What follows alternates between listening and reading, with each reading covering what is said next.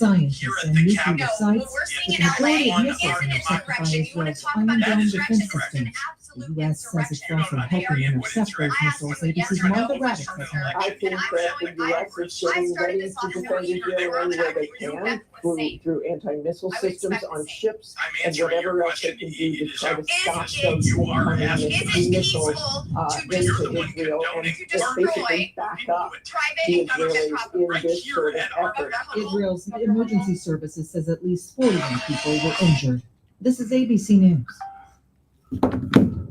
Enjoying this local program? Find the complete Civic Media lineup at civicmedia.us or the Civic Media app.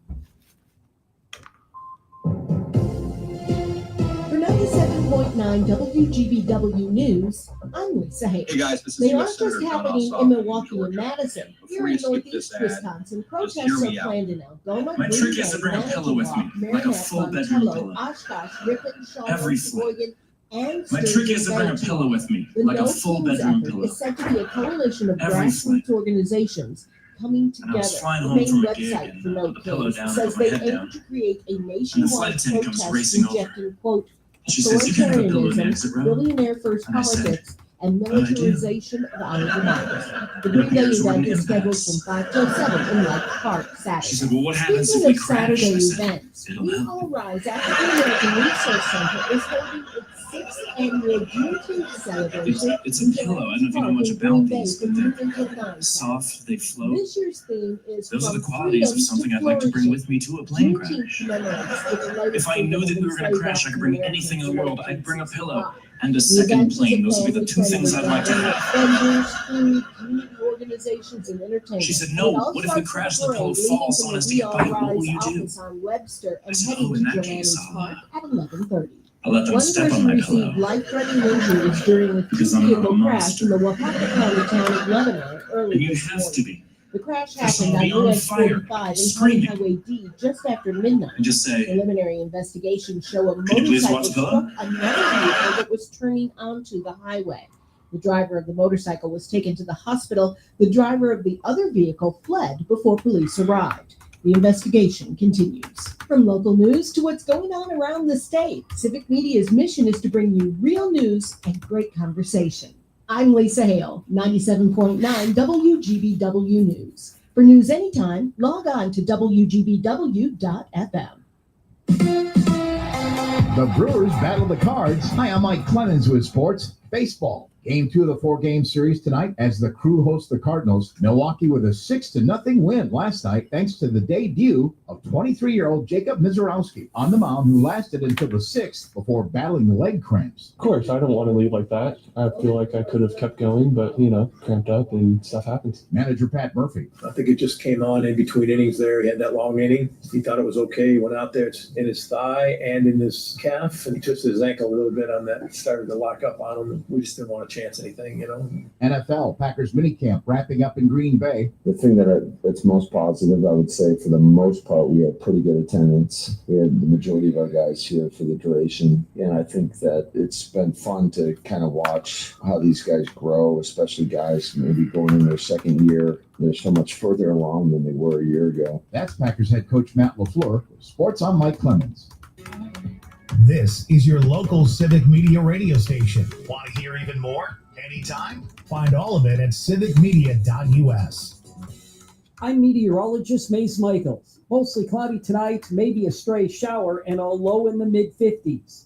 For tomorrow, more clouds than sun, cool again, highs only upper 60s to 70, couple of storms popping up. Low 70s Sunday, isolated storms. It's 55 right now. The Todd Albaugh Show. State Senator Kelda Royce. The vast majority of people on Medicaid are already working, and it is Medicaid that makes it possible for them to work. People who are disabled or have chronic illnesses and without that health care, they would be out of the workforce. They would have no ability to participate in the economy, and now they can. Medicaid is one of the greatest workforce programs this country has ever built, and they are trying to dismantle it, and with it, they're going to take people's lives and economic security. The Todd Albaugh Show, weekdays 2 to 4 on your local Civic Media radio station and on the app. Carmelo Anthony for the Bail Project. Bad news, you've been arrested. Good news, you're innocent until proven guilty. If you can pay your bail, good news, you go home and wait your trial. If you can't, sorry, you go to jail to wait. And sure, you still presume innocent, but since you can't afford bail, you've lost your freedom. That's not right. And that's why the Bail Project helps those who can't afford it while fighting to end cash bail. Because freedom should be free. Brought to you by the Ad Council. Jay Matnair and Greg Bach. Coming up on the show, we will recap all the news from over the weekend and wrap it up with audio.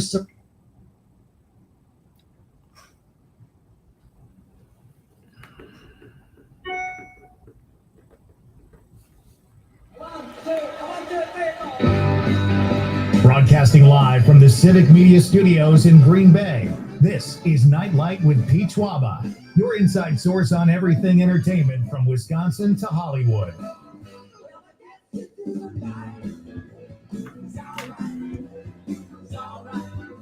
And now, a guy who once...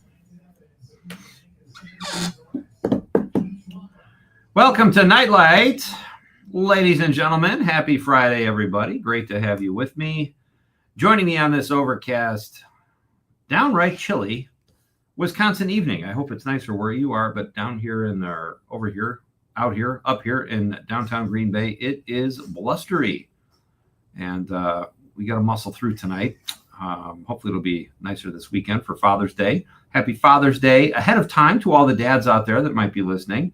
It's an important job and at times thankless, but keeping the faith, folks.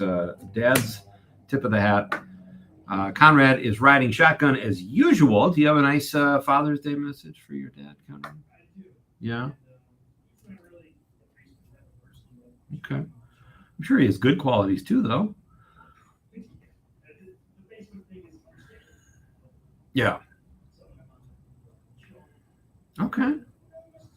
But he listens. He texts the show, right?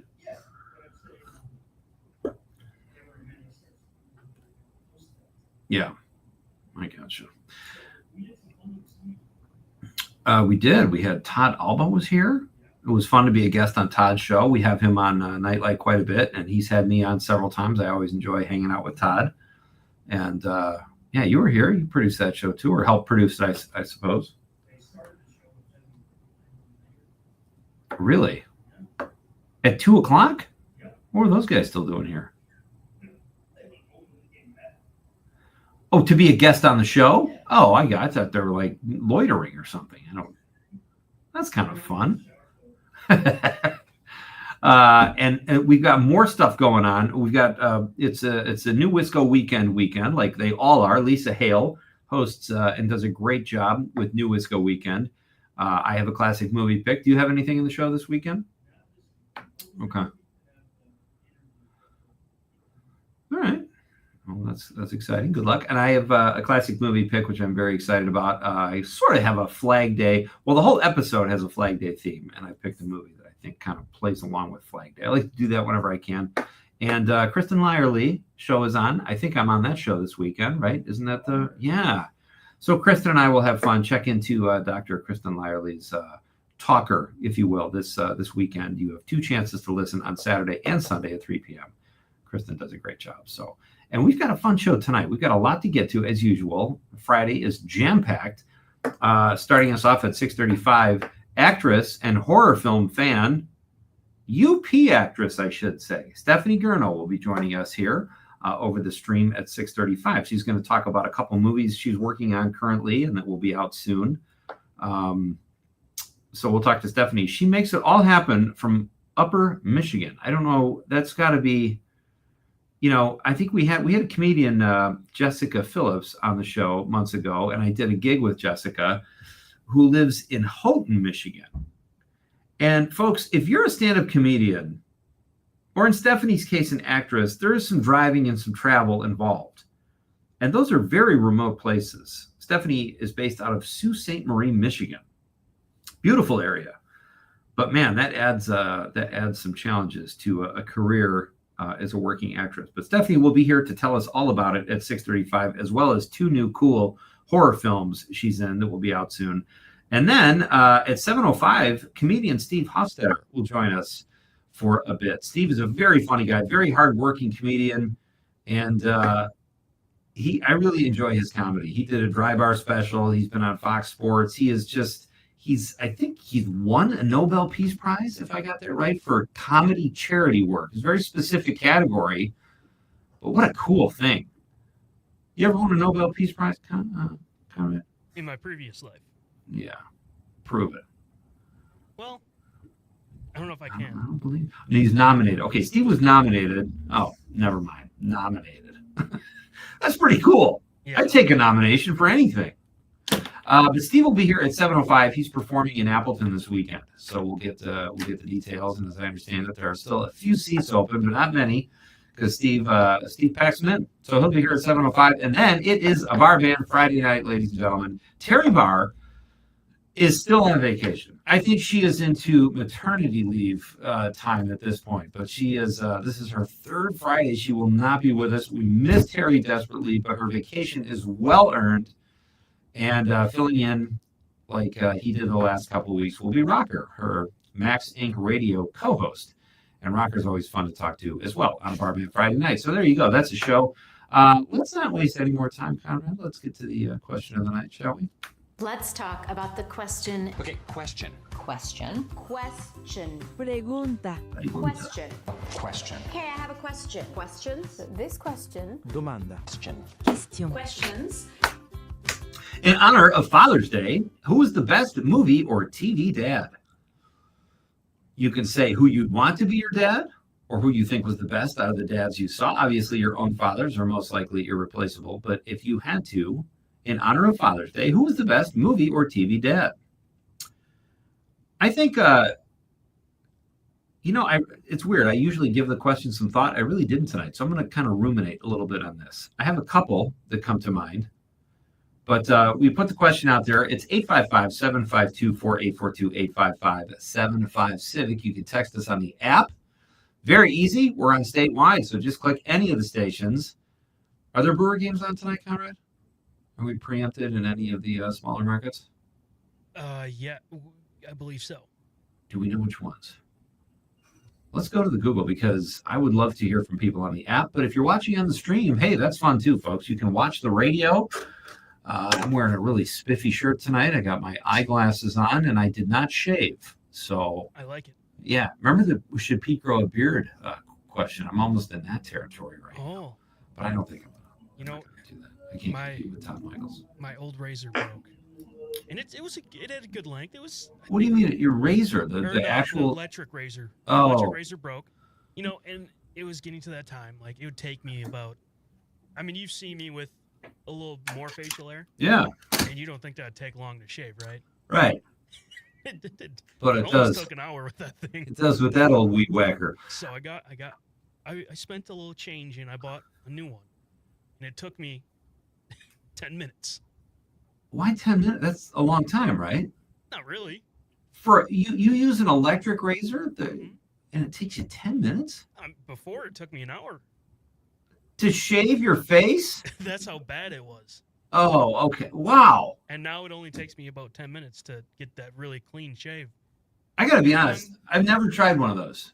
Oh, my dad showed me. Well, he let me use his. When I started growing facial hair. Yeah.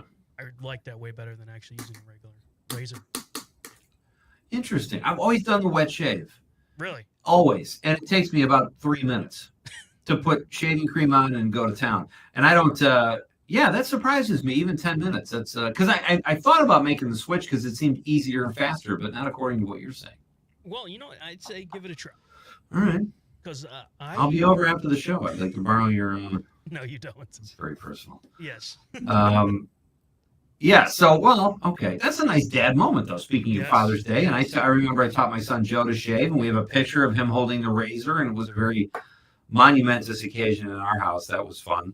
I don't know that my dad ever taught me to shave.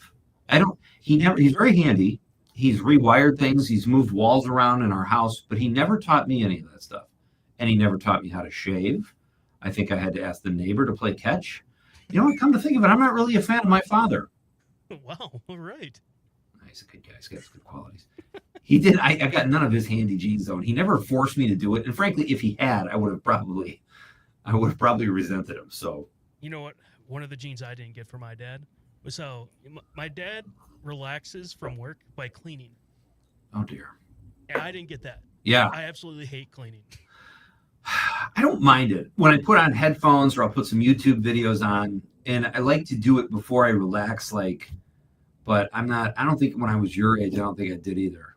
Oh no. Like I was already living with my wife at the time, and she'd be like, "You expect me to clean all this?" And I'm like, "No, I don't. It just doesn't bother me. Have a seat. Let's watch some color television. We'll clean it when we're ready." I don't know. Yeah, those dishes don't bother me right now. It's all right. Yeah, exactly. But I've changed. I've evolved, as they say. So that is our question, folks. In honor of Father's Day, who was the best movie or TV dad? Let us know. You can let us know on the stream. If you happen to be watching the radio, you can check us out on YouTube, X, Twitter, or Facebook. So be good to have you. Please chime in. We've got some great some comments we'll get to in just a minute. I want you to tell the story that you had today. You had an issue at a gas station. Yeah. With two old coots, and I've had similar. Here, I'm going to tell you how I handled it when I was your age and how I handle it now. So you go. Tell me what happened because this is a good story. Well, I had to go to Quick Trip. You didn't have to. As usual. Yeah. Well, I wanted to get gas, so I didn't have to do it tomorrow morning when I was driving to Milwaukee. Okay. And I pay inside because I had some cash, and I opened the door for these two ladies behind me. One was a little older. One probably was her daughter. Okay. And they're waiting by the door. And I'm like, all right, I'll hold the door open for them. So I open the door. They don't even look at me. They walk right past. They don't even say thank you. So I close the door and I just shake my head. You gave him the head shake. Just walk into my car. I was like, what? What else can you do? How hard is it to say, hey, thank you? Right. Some people think they're owed it. And what can you do? They're two old women. What do you can give? The head shake is about all you can do. You can't leg sweep them. You can't, give them it's just, I feel like some people feel like they're entitled to that. Like, well, I'm old, or I have a disability, or I'm just a jerk. Some people walk through like you're there to hold the door for them. I will say when I was your age, it used to bother me more than it does now. I had an epiphany at one point where I was like, I'm not holding the door open for praise. I'm doing it because I want to be that kind of person that just tries to make someone's life that little bit much easier. But I say that, and there's been times I wanted to get people in a headlock. I was just trying to be nice. All right, it's okay to be just a simple thank you. You're like, all right, you're welcome. I don't know. Maybe they both thought the other was going to do it. Neither one of them did. Hey, we got some texts I want to get to from last night's show. I always try to I try not to miss any texts, but we've had a couple here, and we were outside last night. Things got out of hand with the Papa Murphy's pizzas we were cooking on the grill. They were dynamite. Check out the chicken thigh. I think it was the chicken thigh pizza that was the best. So we had where are my texts here, Conrad? What am I looking for here? We've got Well, when we were outside last night, yeah. Steady Eddie chimed in a little too late. Oh, there it is. Okay, I got it. When we were already outside, it's kind of hard to. I don't know if we would have got to that. It came in at 7:57. That's cutting close. Exactly. Especially for the length, typically. The thought that Steady Eddie puts into his text. He says, Pete, back in the day, late 60s, Tiny Tim became cultural TV and musical sensation, taking the 1925 song Tiptoe Through the Tulips to number 17 on the top 40 charts. Great memory, Steady Eddie. He got married on Johnny Carson's show. Tiny Tim was a strange-looking man with a high and annoying singing voice. A strange man with little talent or creativity. So what I'm really saying, Pete, is that I still have a chance to be a cultural icon and bring home some serious cash. Steady Eddie, Tiny Tim died on stage in 1996. That's a great text. All right, we'll read Bud from Janesville's text that we got overnight. And I'm going to tell you, folks, what movie set had the most cocaine in the 80s. It might surprise you. This is Pete Schwaba and Nite Lite on the Civic Media Radio Network. All my instincts, they return. The grand facade.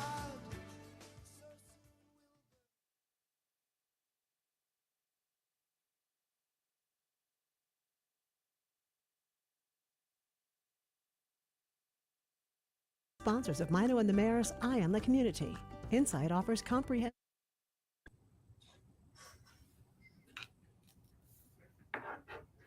Yeah, I want to test something. I want to test something quick. You just talk right now. Test something? Yeah, just talk. Okay. We've got some social media texts coming up from Mike, Nathan, and Monica, and then we will read Bud from James. Strong, reliable flavor that could be counted on. But then big manufacturers decided that barbecue needed to be zesty or spicy or sweeter or whatever. If you miss the good old days of great tasting barbecue, we'd like to introduce you to Grandpa's Barbecue. Made in small batches from Grandpa's original recipe.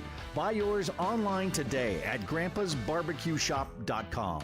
Hey, it's Amanda, and we all know that Northeast Wisconsin has some of the best events around, but trying to find them all can be tricky. So here at WGBW, we decided to do the work for you. Prevent boredom on any night by going to WGBW.fm and click events in the top right corner. You'll never have to spend forever scrolling to find out what's going on in your area. And if you got an event to share, hit us up by emailing info@WGBW.fm. We can work together to have real news and great conversation while giving you the 411 on what's happening in New Wisco.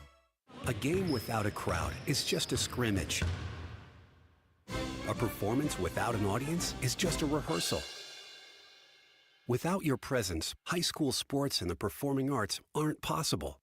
Ensure that these essential extracurricular activities continue to enrich the lives of students in Wisconsin. Purchase a ticket to your local high school's game or performance. This message presented by the WIAA and the Wisconsin Athletic Directors Association. Small businesses are the heart of America. As the nation's largest nonprofit resource of expert business mentoring, SCORE has helped millions of entrepreneurs build their businesses for free. Find a mentor today at score.org. As Wisconsin is cheering on the Brew Crew.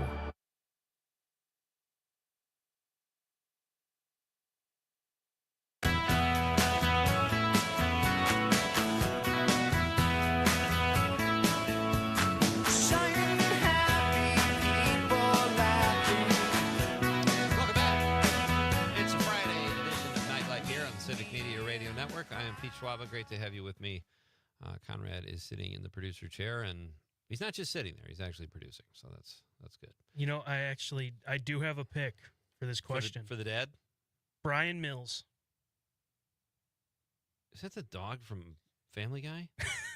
That's Brian Griffin. Who's Brian Mills? Oh, come on. Taken. Liam Neeson. That's a good dad. Certainly protective. Yeah, I don't know.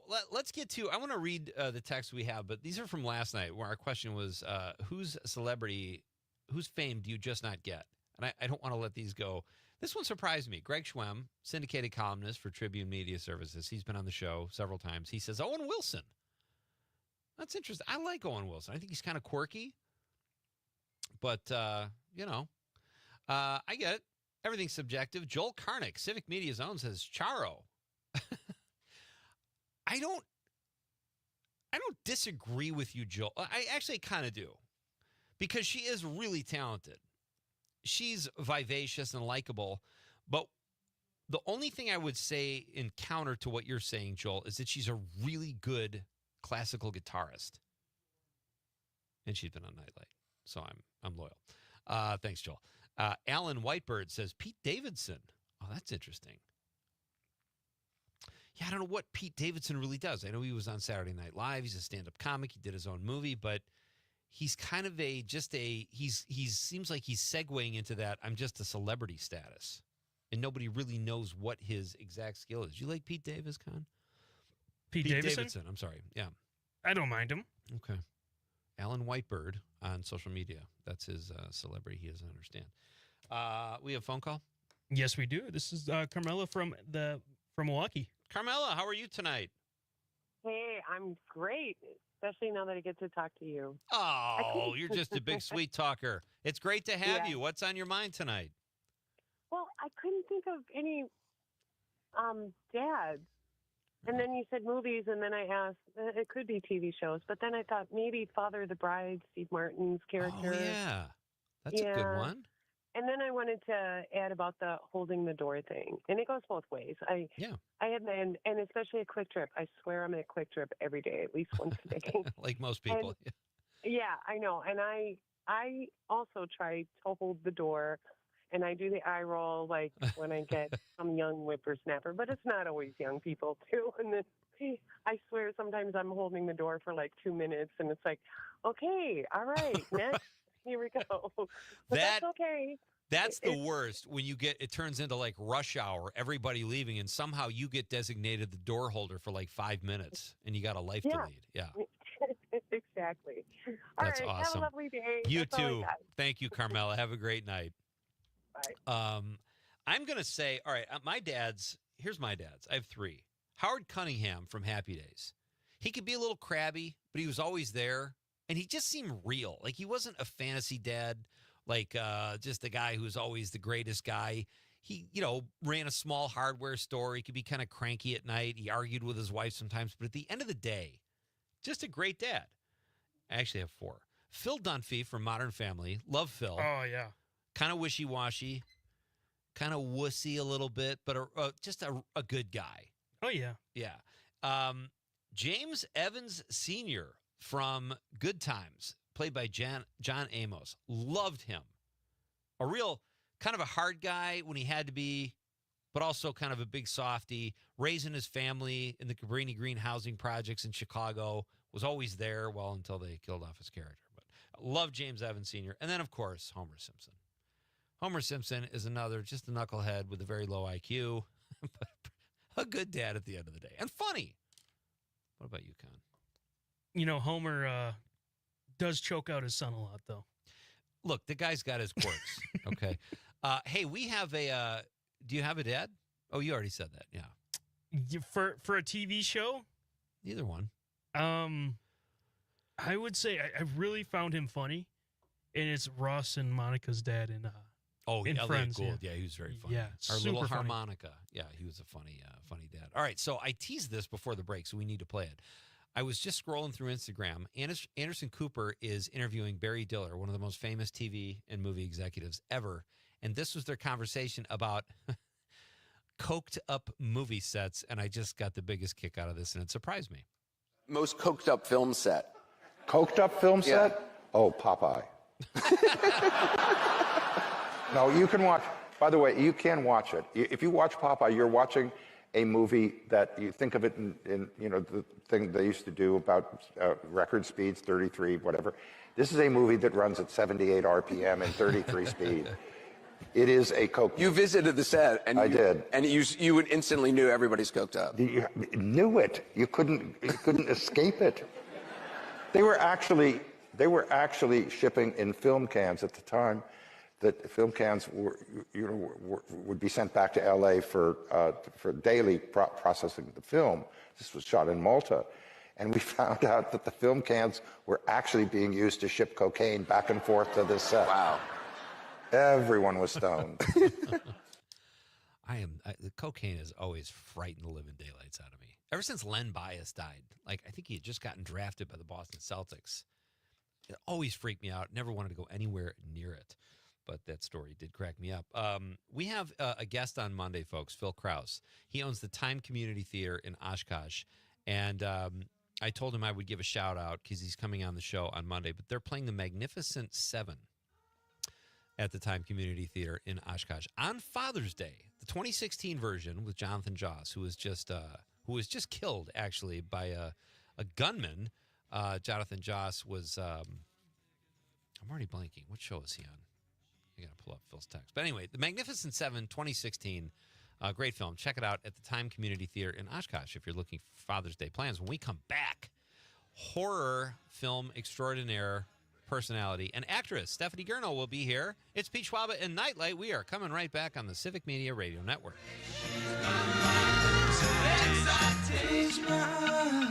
She's somehow closer now. Softly smile, I know she must be kind. You're listening to the Talk of Green Bay, WGBW, home of Mino and the Mayor. Local radio for you and your community. It's Civic Media's mission with stations across Wisconsin. Find your favorites at civicmedia.us.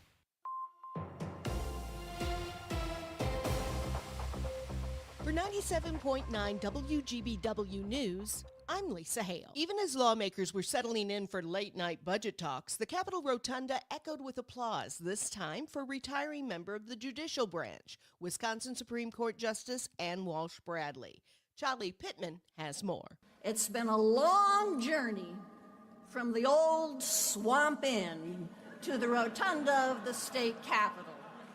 Chief Justice Ann Walsh Bradley has spent 30 years on the Wisconsin Supreme Court. Bradley was the first woman elected to the state's top court without having first been appointed. She's the third woman on the court total, after Shirley Abrahamson and Janine Geske. Bradley and her colleagues reflected on her path to power at a ceremony at the Capitol on Thursday. There, they traced her roots in Richland Center to her time spent as a teacher to a legal profession that wasn't always welcoming to women. She told us early on how she envisioned her role as a judge, and I'm quoting her, "Because the experiences of a woman are different, I will be bringing that socialization process with me, much like other judges who are hunters or fishers bring their experiences with them."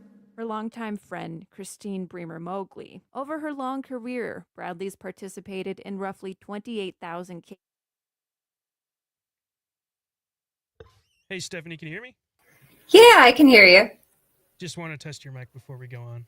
Okay, perfect. Yeah, I just had myself muted. I didn't really know. So, do you want me to leave it unmuted now? Yeah, that's fine. Okay. Yeah, sounds good. Thank you. Thank you. It's July 31st. Newly elected Susan Crawford will take the seat after her. I'm Lisa Hale, 97.9 WGBW News. On your entertainment beat, I'm Pete Schwaba. 62-year-old Tom Cruise said recently he wanted to act into his 100s. It sounded crazy at first, but just yesterday, 99-year-old Mel Brooks just announced he is bringing back Spaceballs. Brooks will produce the film with Josh Gad, but will also be part of the cast and play a character called Yogurt, parodying the Yoda character from Star Wars. Brooks has not appeared on screen since 2005 when he appeared in the reboot of The Producers. Brooks wrote and also starred in the original Spaceballs in 1987 alongside John Candy and Rick Moranis, and a host of other hilarious people. There is no supporting cast announced just yet for the new project, although Gad is expected to be one of the stars. In the original, Brooks, who was just a spry 55-year-old, played General Scroob. The new script has no title as of yet, but Amazon MGM is planning a theatrical release for summer 2027 when Brooks will be the ripe young age of 101. For more showbiz fun, tune into Nightlight with me, Pete Schwaba, weeknights from 6 to 8 p.m. on the Civic Media Radio Network. Your news, conversations, and a whole lot of fun. It's all on your local Civic Media radio station or the Civic Media app. I'm meteorologist Mace Michaels. Mostly cloudy tonight, maybe a stray shower, and a low in the mid-50s. For tomorrow, more clouds than sun, cool again, highs only upper 60s to 70, couple of storms popping up. Low 70s Sunday, isolated storms. It's 55 right now. The Todd Albaugh Show. Ken, as I like to call him, my least favorite Martin, chairman of the Democratic National Committee. The other night I said to myself for the first time, I don't know if I want to do this anymore. Matt Flynn. You go into combat and the general goes, I'm afraid. It reminds me of the coach of the Jets back in the 90s. The other team would come on the field and say, boy, they look big. No, I swear to God. And the Jets lost 12 games. I mean, You can't have this kind of stuff. Get this guy out of here. Put in Ben Wickler. The Todd Albaugh Show. Weekdays 2 to 4 on your local Civic Media radio station and on the app. My name is DeMar Hamlin. I play for the Buffalo Bills, and I play safety. CPR saved my life. I've teamed up with the American Heart Association as a national ambassador to help create a nation of lifesavers, turning bystanders into lifesavers through CPR education and access to AEDs. Nearly 3 out of 4 cardiac arrests that don't happen in hospitals happen in homes. Join me to ensure everyone has the chance to live longer, healthier lives. Visit heart.org/nation. Todd Albaugh. Hey, everybody, join us next time. We'll talk with Tom Kircher of Wisconsin.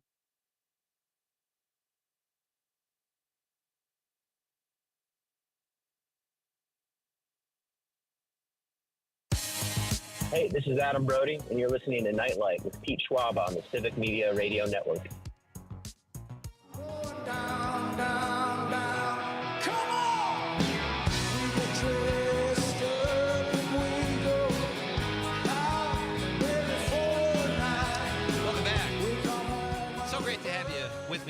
Friday night, folks. Friday the 13th, as we head into the weekend with some just absolutely lovely weather, at least here in the studio. Wanted to read a text we got last night, too, from Bud. Bud is out delivering papers between 4 and 6 a.m. down in the Madison area. And he says, hey, Pete and Conrad. The reason I said that was because he listens to the rebroadcast. You ever listen to the rebroadcast, Conrad? I don't say that I'm up that early, so. Well, thanks a lot. Thought you were serious about the show. Okay. Bud says, hey, Pete and Conrad, I don't get rappers. This is in response to our question last night, like, whose celebrity do you not understand? He says, I watched Kendrick Lamar's halftime performance, and first of all, I couldn't understand him, and second, there doesn't seem to be much musicianship involved. Now get off my lawn. Love the show. Bud from Janesville. Thank you, Bud. You know what? It's interesting. I have actually become a Kendrick Lamar fan since that halftime show. My kids are both into Kendrick, and I totally get him now. And I would say the same for a lot of performers. You can't understand what they're saying, so I don't know that it was definitely a rap thing or whatever. It's just, people get into playing the part and all that kind of stuff. Like, I know all of Springsteen's lyrics because I know and love Springsteen, but I don't know that I would know everything anybody is saying. But, yeah, I get that, Bud. I don't know a ton about rap either, but thank you for the text, and drive carefully out there, and we will stay off your lawn. Okay.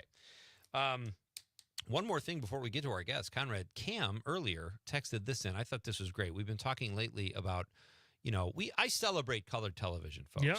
And movies. I love it. I'm an inside guy. I love everything about entertainment. I love movies, TV, yada, yada. So I say, let's celebrate ourselves. And I have referred to listeners of Nightlight previously as, I still can't even say it, couch potatoes.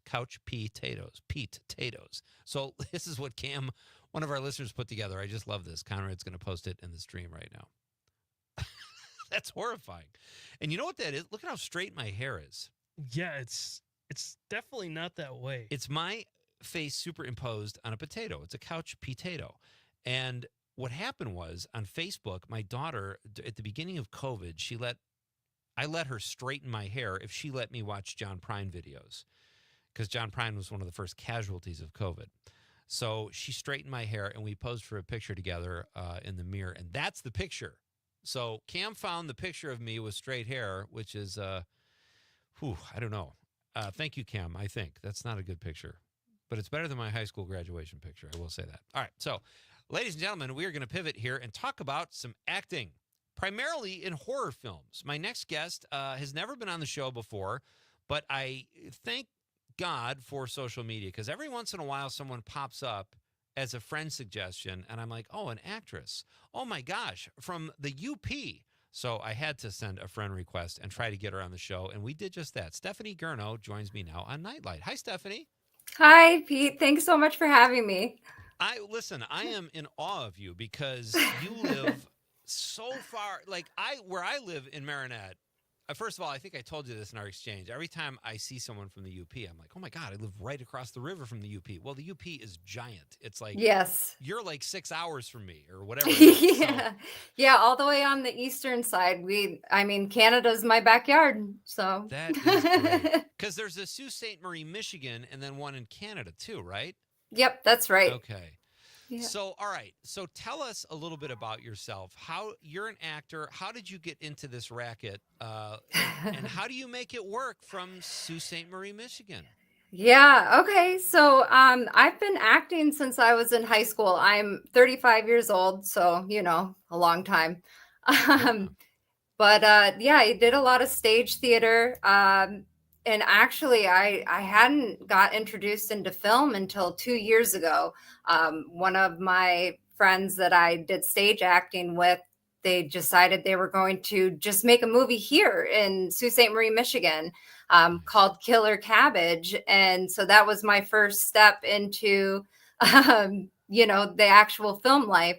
And that was a really fun movie to do. I play a reporter, and it's set, like, it's the only part of the film that like goes back to black and white, and we do like the old timey, like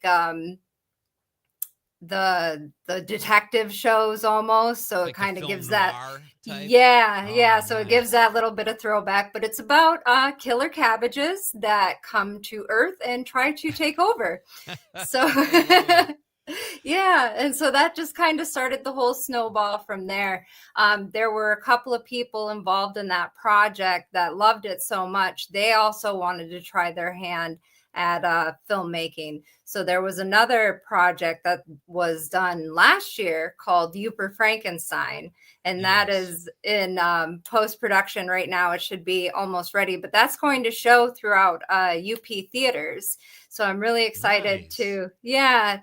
So we're trying to like put the UP on the map. Like we do exist up here. Yeah, and it's such a great place to film. I mean, there's so Right. many. I mean, you can't really do a big city thing, but like it's so beautiful up there, and you've got the lakes and you've got the forest, Yeah. and there have been some great, like Anatomy of a Murder was filmed up in Marquette, and Yes. so I think it's great. And why not the UP? So, all right, so you've got this film, Killer Cabbage. Have you ever heard of a film called The Giant Spider Invasion? I have. Yeah. So Okay. I'm a huge fan of B movies. I love indie film and I love that they just like go outside the box, but go ahead. Well, I was just asking because this Killer Cabbage kind of reminds me of, just sort of like the Giant Spider Invasion was in the mid 70s, and we've had the director on the show before. And I love really? like you said, I like the B movies too. And Killer Cabbage, Uper Frankenstein, though. Yeah. Please tell us what Uper Frankenstein is. So Uper Frankenstein is kind of our take on the classic Mary Shelley's Frankenstein. It is about a scientist whose wife tragically dies in a lab accident, and the scientist is trying to master the art of reanimation. My character comes in as one of the lead neurologists in the nation and kind of helps him create this monster. And so it really is just like a horror play, but with a Uper twist. Does Frankenstein have a UP accent? That's what I want to know. Unfortunately, he does not. Okay. So, He doesn't say but much to begin with. there are some UP accents that are dropped. There's some, like jokes that only Upers or people who are familiar with the UP will understand, like littered throughout it. So it's fun. It's a fun throwback. That's great. Now, you're also credited as a writer on that film. Yeah, so it was kind of like a collaborative effort. We had Dave Cairns wrote the original script, and then like as more of our minds got together, we just kind of all added to it, like made some tweaks throughout some ideas. So he was kind enough to kind of give me a writing credit with some of my ideas that I had towards the film. So That's excellent. yeah. All right, so tell us, if you would, Stephanie. My guest is Stephanie Gurno. She is a UP-based actress living in Sault Ste. Marie, Michigan. We're talking about some of the films she's done. I just love the title, Uper Frankenstein. Is that available anywhere to see or stream? Almost. So it's still in post-production.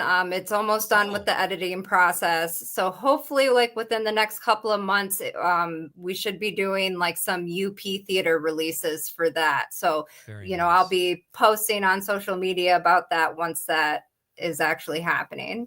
Okay, outstanding. Talk a little bit, if you would, Stephanie, about the limitations you have because of where you live. And you probably didn't know you were going to start film acting when you moved to or grew up in Sault Ste. Marie, Michigan. I don't know if you have a family now or what, but you probably have commitments that will keep you there. How do you make this work? Because obviously every movie can't be shot in Sault Ste. Marie. Right. I have the most supportive husband. He just loves making me happy, and he knows that this makes me happy. And so I have two children. One is about to turn 18, and then I've got a 15-year-old son who plays hockey because, of course, you can't live in the UP and not play hockey. But they all love what I do. They think it is the coolest thing ever, which I wasn't sure, especially with my kids, if they were going to be embarrassed that mom is acting or if they were going to think that it was cool. but they're super supportive. So some of the issues and the challenges that come with that is obviously travel. There's a lot of opportunities downstate that I find like casting calls for. And thankfully, I do have some family that lives down there. So if there ever is a project that's down in that area, I can go and stay with them. But I've actually been flying out to LA to film some stuff out there. So, you got to be willing to travel, especially when you live in an isolated area. Oh, and how, sister. So let's talk about the two films you said you were filming in LA, because I think I told you, everybody I know, friends of mine who are working actors and work all the time, say the town is dead. Yeah. And I've got a son looking into possibly moving out there, and everyone's like, don't come now. It's dead. It's dead. And then here, my new friend Stephanie says, oh, I'm in 2 movies and we're shooting in LA. You're like the only working actress in LA. Tell us about those projects, if you would. So I owe it all to Dustin Ferguson, who is the director, and he owns the production company called SoCal Cinemas. He is like the king of horror out there. I think he has like 162 horror movies under his belt at this point. Wow. Yeah. So I did a short for him back in earlier this year called VHS Violence, and he really liked what we did on this short. And so we've been in contact with him, and he wanted me to go out there and film some stuff with him. So I actually just got back last week for filming a movie called Life Forms 3, which will be out on Tubi this fall. Nice. Yeah. And then like once that was done, he was like, I got another one for you called Man Eater. And I'm really excited about Man Eater because Walter Phelan, who is also most commonly known as Dr. Satan in House of a Thousand Corpses, and Sue Lanier, who was in the original Wes Craven Hills Have Eyes, have also been cast in this movie. Oh, wow. Yeah, so like my teenage self is kind of freaking out right now that I get to act with such, bigger named actors, because I never thought that I would be doing this at all, let alone acting with them. Great little milestones too, when you meet people you've seen on screen, or you're like, oh my gosh, pinch me. I literally just started The Hills Have Eyes about 2 weeks ago, and I got about halfway into it because I had never seen it before. So I imagine that is something that was probably something you saw quite a bit of growing up. My guest is Stephanie Gurno. She's a UP-based actress, getting it done from Sault Ste. Marie, Michigan. When we come back, I want to ask you, what should we ask Stephanie Conrad? Talk about horror movies. Well, we're going to talk about horror movies, and I want to ask you, Stephanie. We'll do this after the break. Think about what other kind of movies you would want to do, because you've got horror down. I'm looking at your IMDb page right now, and you seem to have mastered that. So we'll talk about some other films when we come back. We're going to do a very short break. This is Pete Schwaba and Nite on the Civic Media Radio Network.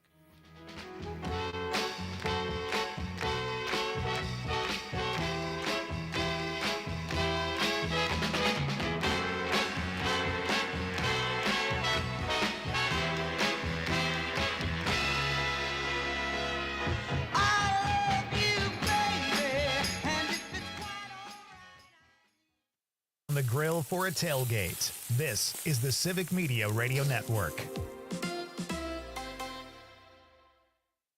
Turn up the summer vibes at Chula Vista Resort, your playground for summer dreams, water parks, and sun-soaked pools. Epic water slides, soaring zip lines, and world-class golf. Dine in the #1 steakhouse in Wisconsin. Chula Vista Resort. Call 1-800-388-4782 or visit chulavistaresort.com. Chula Vista Resort is one of the top 10 indoor water parks in the USA, with 26 water slides over 1.5 miles long. Find out more at chulavistaresort.com. Find what you love what you find. A Total Wine and More. There's so much waiting for you. Spirits and beer, thousands of wines. Guides in the know and prices so low, it just might blow your mind. You're gonna find what you love and love what you find. With curbside pickup available, you'll always find what you love, only at Total Wine & More. Drink responsibly, B21. It's June Dairy Month, and though more than 5 million people call Wisconsin home, we share our state with close to 1.5 million cows. Those beautiful animals. Okay, I grew up on a dairy farm outside of Green Bay. They've been here since before we became a state. Can you answer this? Most of our cow's milk currently makes which product? Is it butter, cheese, or ice cream? The answer coming up. Wisconsin's first official milk plant. 1894 in the Waupun area of Fond du Lac County. Fast forward more than 120 years, now farmer-owned with a second location in the Outagamie County village of Black Creek, the Saputo plant is even featured on History Channel's Modern Marvels for its award-winning cheese making. So did you guess? Most of our cow's milk, 90% of it currently makes cheese. Gouda for you. Celebrating our dairy farmers with this slice of Wisconsin. I'm Terry Barr for the Civic Media Radio Network. Hometown Quick Lube in Manitowoc takes this time to say thank you to all of the brave men and women in the armed forces who've served our country. Business owners, consider hiring these veterans. They're our most dependable resource. To those heroes back home from missions abroad, know that your dedication, selflessness, and courage are appreciated. May God bless America. This from Hometown Quick Lube on North 10th Street in Manitowoc. Call 920-684-4550. The Todd Albaugh Show. State Senator Kelda Royce. The vast majority of people on Medicaid are already working, and it is Medicaid that makes it possible for them to work. People who are disabled or have chronic illnesses and without that health care, they would be out of the workforce. They would have no ability to participate in the economy, and now they can. Medicaid is one of the greatest workforce programs this country has ever built, and they are trying to dismantle it, and with it, they're going to take people's lives and economic security. The Todd Albaugh Show, weekdays 2 to 4 on your local Civic Media radio station and on the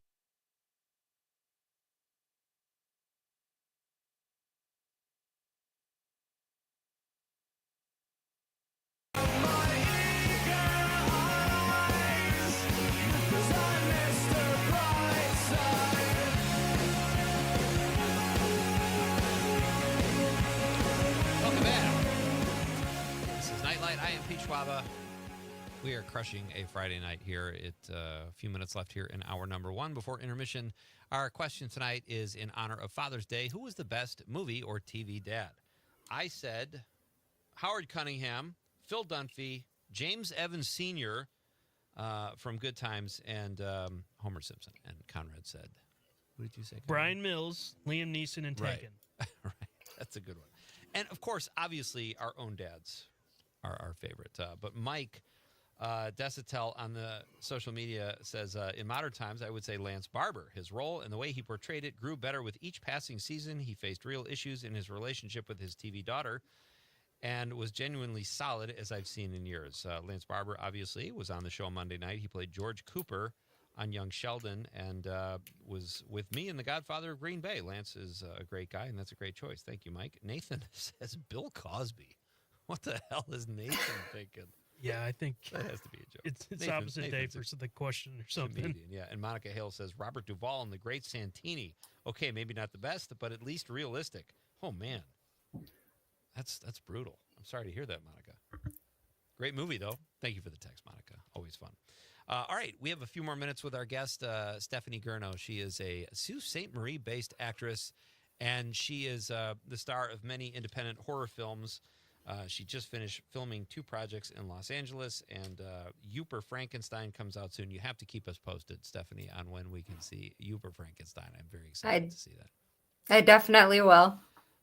So, all right. So who are your acting influences? Like when you grew up, you already mentioned one of them was In the Hills Have Eyes, but who did you watch growing up, and who did you think, like maybe 2 years ago when you started film acting, I want to model my career after hers or his? Who did you learn from? Honestly, like I really loved Helen Bonham Carter, and just her way of being authentically these characters, over the top, horror icon. Like she is my inspiration. She is who I really want to be like, and really just like all these Jamie Lee Curtis, all the classic horror, Final Girls, Yeah, that's great. Yeah. Great. Have you ever been to Mackinac Island? Of course, yes. It's been a few years, but I love it out there. It's absolutely gorgeous. That's like one of our favorite places, and I always thought that would be a great place to shoot a horror film. I know. The Grand Hotel there. Yeah. Which is supposed to be haunted anyway. Right. So we could actually do something with that. Definitely. All you filmmakers out there, let me know. We'll work something out. Your ideas. Exactly. So are you a native of Sault Ste. Marie? Like, is that where you grew up? Yeah, so I was born and raised here in Sault Ste. Marie. I moved away to the Tampa Bay area for a little while and ended up coming home to raise my family because, small towns, you can't beat a small town to raise your kids. Yeah. Well, especially when it's what you know, and you had good experiences there. So that's excellent. So what other kind of acting do you want to do? Is there a role you want that's not horror related? Would you like to be in a rom-com or an action film or something? So horror is my everything. So I would be very happy with just staying in this category. But if I had to choose something else, it would be like very drama, something very serious, or action. Like that Life Forms one, I got to kill a bunch of aliens, so that was pretty fun. Yeah, so I could do another action film. That's great. Well, Stephanie, we'll be paying attention. Let us know when these films come out, and we'll have you back on and keep us posted about how things are going. It's been really nice getting to know you tonight. Yeah, thank you so much for having me, and I look forward to talking to you soon. All right, break a leg. Thanks. I shouldn't say that to someone who's in horror. That's Stephanie Gurno, folks, UP-based actress, and we should have done, Conrad, is had her do like a horror scream. We'll do that next time. You would have had to be ready for that anyway. So, all right, in just a few minutes, folks, after intermission, Steve Hofstetter will be here, and we have a little sampling of his comedy. He's at the Skyline this weekend in Appleton. He's going to join us after the break, and here is a small sample of Steve's comedy from his Dry Bar special. My trick is to bring a pillow with me, like a full bedroom pillow. Every flight. And I was flying home from a gig, and I put the pillow down, I put my head down, and the flight attendant comes racing over. And she says, "You can't have a pillow in the exit row." And I said, "But I do. It appears we're at an impasse." She said, "Well, what happens if we crash?" I said, "It'll help."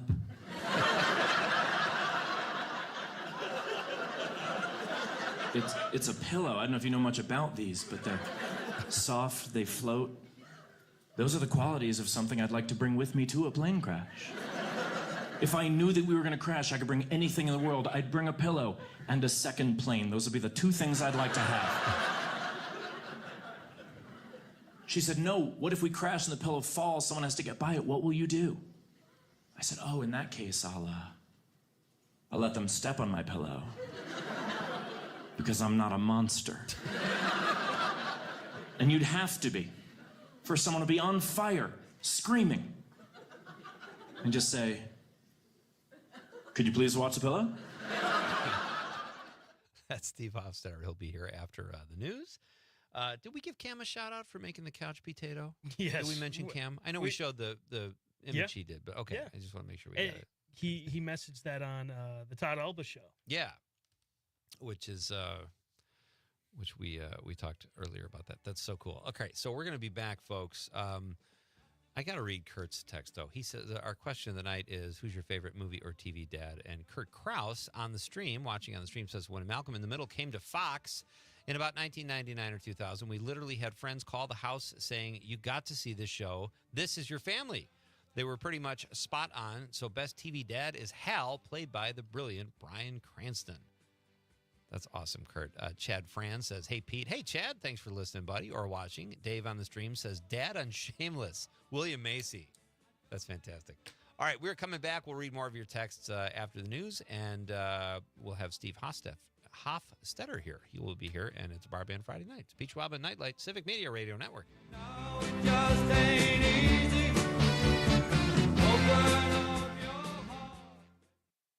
This is 97.9 WGBW Denmark, Green Bay's real news and great conversation, a Civic Media radio station. ABC News, I'm Dave Packer. Iran retaliates. An IDF social media post says dozens of missiles were launched from Iran toward Israel in the past hour, and some were intercepted. This coming after Israel's strike at the heart of Iran's nuclear program. ABC's Louis Martinez at the Pentagon on the role of the U.S. We are learning from U.S. officials that both land and sea assets were used to help bring down some of these Iranian missiles that were being fired toward Israel. Preps today for a big celebration in D.C. tomorrow. The $45 million military parade comes as the Army celebrates its 250th birthday and President Trump marks his 79th. With their training complete, U.S. Marines are now joining National Guard in controlling crowds during Los Angeles ICE immigration arrests. Dozens of protests expected in the city this weekend. Kilmar Abrego Garcia returned from a notorious prison in El Salvador last week after wrongful detention has pleaded not guilty to human smuggling charges in federal court in Tennessee. This is ABC News. You can always continue the conversation on social media. Share your thoughts when you find and follow Civic Media on Facebook, X, and Instagram. For 97.9 WGBW News, I'm Lisa Hale. Republicans have approved an increase in funding for Wisconsin schools at a fraction of what the governor asked for.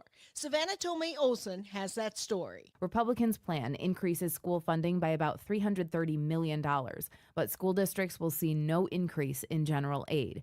Instead, that money goes to specific programs meant for special education and mental health.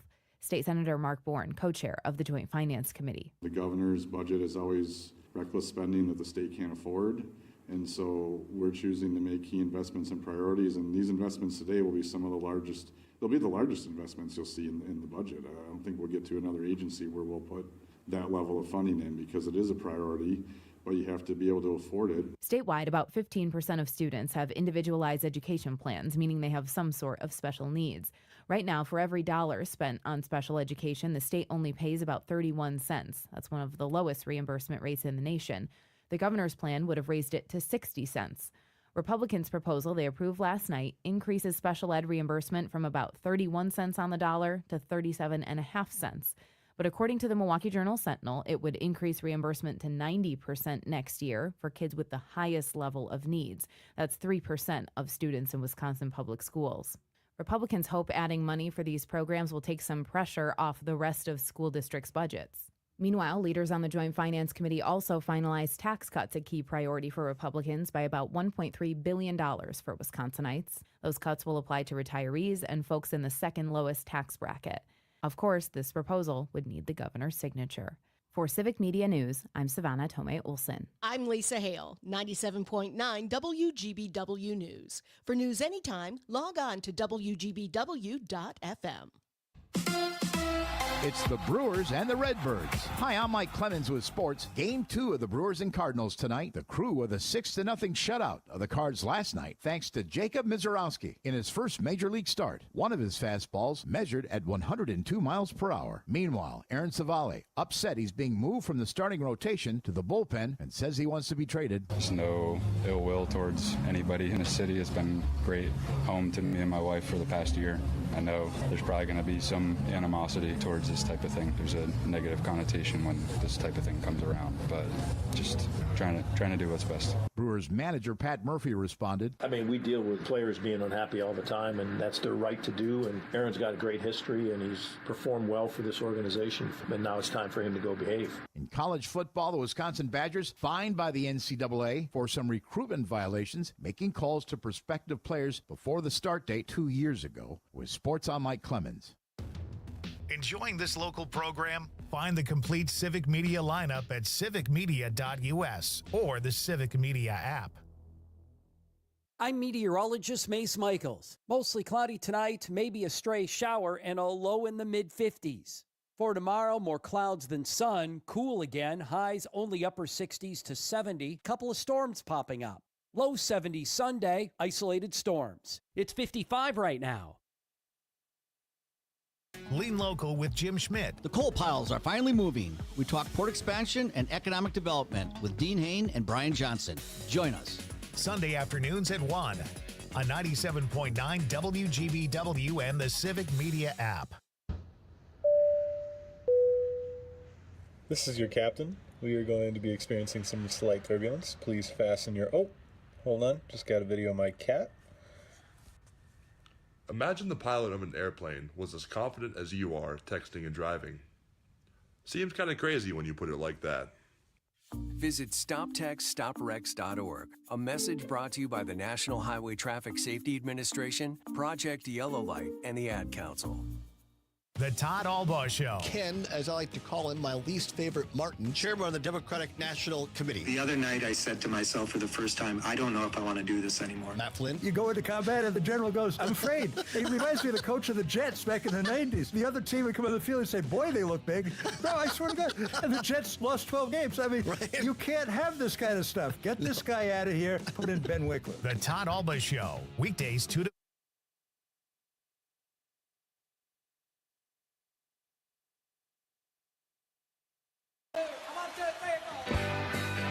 Broadcasting live from the Civic Media Studios in Green Bay, this is Night Light with Pete Schwaba, your inside source on everything entertainment from Wisconsin to Hollywood.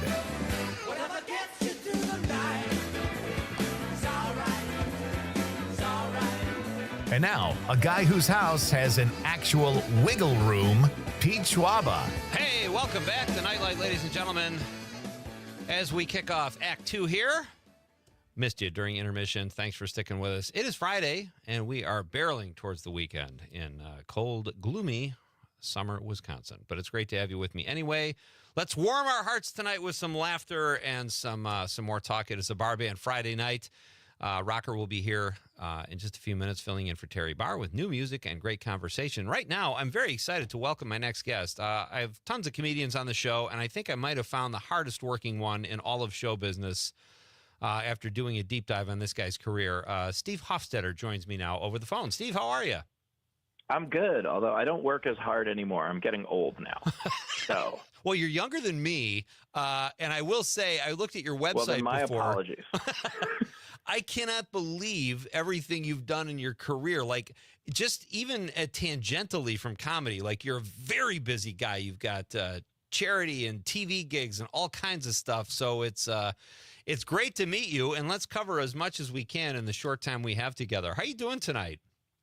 I'm doing all right, all things considered. It's nice to be reminded why I moved south. Just because the idea that this is June is silly. Oh, gosh. I will say this is rare, and this is coming from a guy who lived in warm weather for a long time. It is tough to take at times, but we welcome you anyway. And where are you based out of, Steve? So I'm based out of Charlotte, North Carolina now, but Okay. I grew up in New York, so I'm used to winters that become summer for 2 weeks, and there is that brief little period between like, oh, hey, this is terrible and we want it to be warmer, and like, oh my God, why won't it get colder? Yeah, exactly. So how long have you been in this racket? How long have you been doing stand-up, and where did you get your start?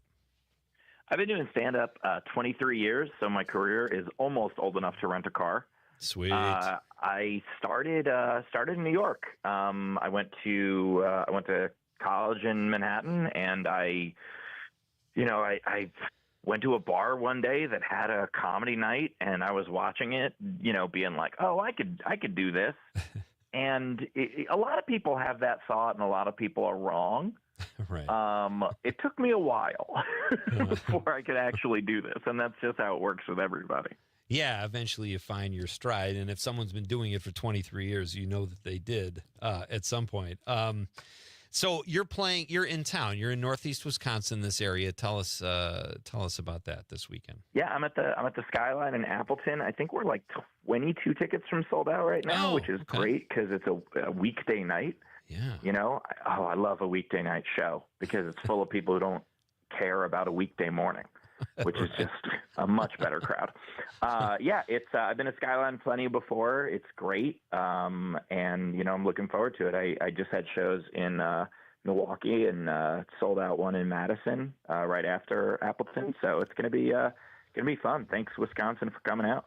Yeah, well, we like to laugh. It's and there are great comedy clubs here, so it's good that you're here, and I'm excited to hear how the show's how the shows go, I have to ask you something. Okay, so when I was a comedian, I started like in 1990, and I only did it for about 7 or 8 years. One of the guys who was very good to me starting out was Dan Whitney, also known as Larry the Cable Guy. So he got me in at a club in Milwaukee, which ended up being one of my favorite clubs, got me into some clubs in Florida. When I was looking at your Wikipedia page, you did something. I would just love it if you could tell the story because it sounded hilarious. Yeah. And I don't know if there was actual bad blood there or if it just read that way, but it's a very funny story. Well, there wasn't bad blood at first, well, okay. So here's what happened. So Dan Whitney, Larry the Cable Guy, is a comic who used to have a bunch of different characters. He had Larry the Cable Guy, but he also had like an old Jewish woman. He also had a gay guy, and like he would do a lot of radio with these characters. Larry the Cable Guy is the one that took off, and Dan kind of became him. It's humans are infinitely adaptable. And suddenly he was getting all this praise, and he went from a private school kid from Nebraska to telling everyone he was a pig farmer from Florida, which he's not. And it just all this stuff that was, he went from satire to validation. So I released an album called Cure for the Cable Guy because I was tired of, people yelling "get her done" at shows and stuff like that. And, and the premise was that, I wasn't the cure for the cable guy. We all are. Like this easy homophobia and racism and stuff that he was doing in his act is not what we should do.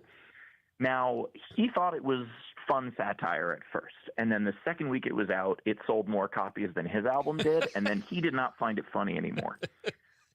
I actually hadn't thought about it for many, many years. This was in 2006 that it came out. I hadn't thought about it in a very long time. And then I wrote a book about my 6 years as a stand-up. And so as I was writing the chapter about that album, I was like, I should look up what he's up to. So I found him on Twitter. Of course, I was blocked. So even though I've never really interacted with him. I logged out. This is, while I was still on that hellscape of a social media site. I'm not anymore. Right. But I logged out because that's all it takes to see someone who blocked you. And I found his whole account was an old man version of the satire character. It was all kinds of stuff about like pandemic denial and anti-BLM and just all kinds of stuff that the young Dan Whitney would not have agreed with. Yeah. And it kind of broke my heart. Oh, man. So where are you guys at now? At least when and I didn't mean to bring up something that would take you back to a bad memory, but it looked like, or at least what I read, was that you guys kind of ended okay. He just said, "Get her done." No. We've never ended. The only time we've actually interacted was there was a radio show that had us both on, which was an ambush for both of us. We did not know that was going to happen, but there was a radio show that had us both on, and so I talked to him briefly, and I asked him. I said, "How do you feel about your character going from satire to becoming validation for people?" And literally he said, "Get her done." And I was like, well, we don't need to go into this now because I was hoping to have an intellectual conversation with someone, and you decided to be a cartoon character. Oh, I did not mean to bring that up if that was it. I truly read that like, oh, they seem to have worked everything out, and they're like, pals now. Not even remotely. So I apologize for that then. You mentioned Twitter. I'm on it so reluctantly. I found Blue Sky. I love Blue Sky. I'm on Facebook, whatever. Where can people follow you and learn more about your career and where you'll be performing?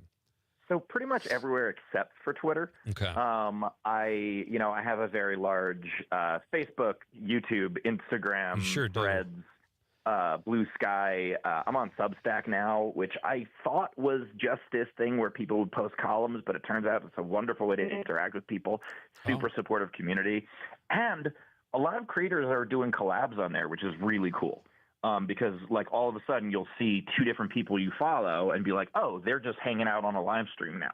And that's just a really cool thing about the way entertainment is right now. So, that's fantastic.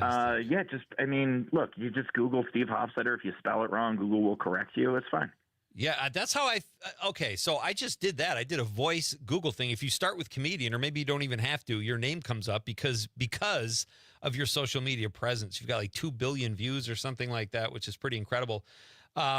You are a New York kid, as you said, a Jewish comedian from Queens. I think you know where I'm going with this. Who are your influences, and is he one of them? Yeah, exactly. Yeah, I was like, you asking me about Seinfeld? I've only interacted with him once, but he did speak at my sister's college graduation. Oh, that's cool. Well, she went to Queens College also, but my influences growing up, when I was real young, my dad used to play me albums for, George Carlin and Dick Gregory. Nice. He also played me Cosby, and I never really liked him, and I feel so vindicated now. Oh, do I feel vindicated? And so, yeah, I think Carlin and Gregory were probably my biggest early influences. I got to tour with Dick Gregory for a week, and that was just the coolest. And I brought my dad with me, which was incredible. Because my dad saw Dick Gregory when my dad was 19 years old. And so to be able to actually introduce them was just the coolest.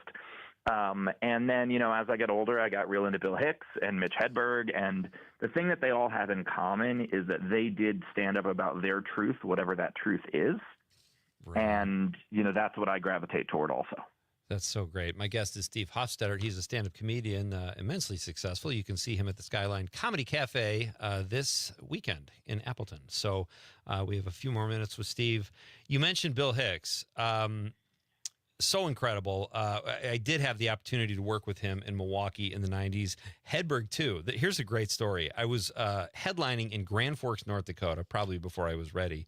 And Mitch Hedberg says to the club owner, come on, man, you got to headline me. You got to headline me. He was middling, Steve, and he was great. And I'm like, how is this kid middling? A week later, he's on Letterman, and then he just takes off. Oh my God! And that was that was the Letterman. I know that set. Yeah, and he was a good guy too. That's what made me we hit it. He was a really good guy, and I love seeing people like that. That, as you say, are beholden to the truth, talk about the truth, and just have that kind of success. It's very cool. So one of my favorite Hedberg stories, and a friend of mine used to open for him. And one of my favorite Hedberg stories was they were in a hotel, somewhere after a show, and a bunch of comedians hanging out. And they're not being too disruptive, but I guess they get a noise complaint. And so a security guard comes up from the hotel and, tells them they have to keep it down. And Hedberg just goes over to him and just goes, how much money would it take for you to go away?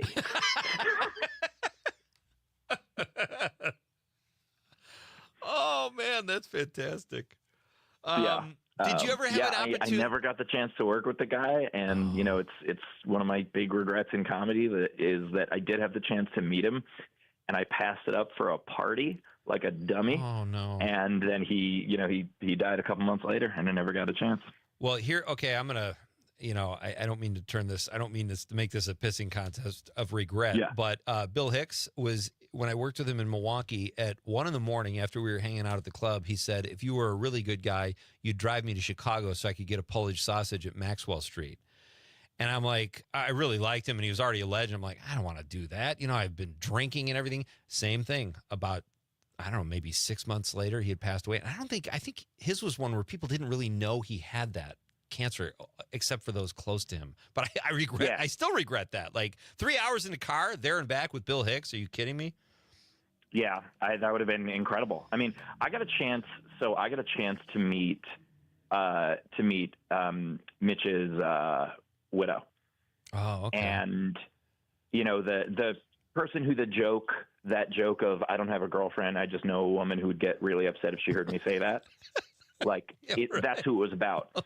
And yeah, I got a chance to talk to her at a show, and she was just such a sweetheart. And I realized something that forever changed me in that moment, that I was like, oh yeah, the rest of us lost a hero. Yeah. She lost a hero and the person she loved.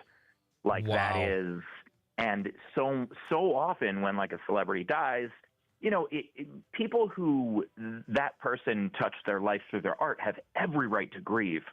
Oh yeah. But we often forget that, there are people in their lives who are also grieving.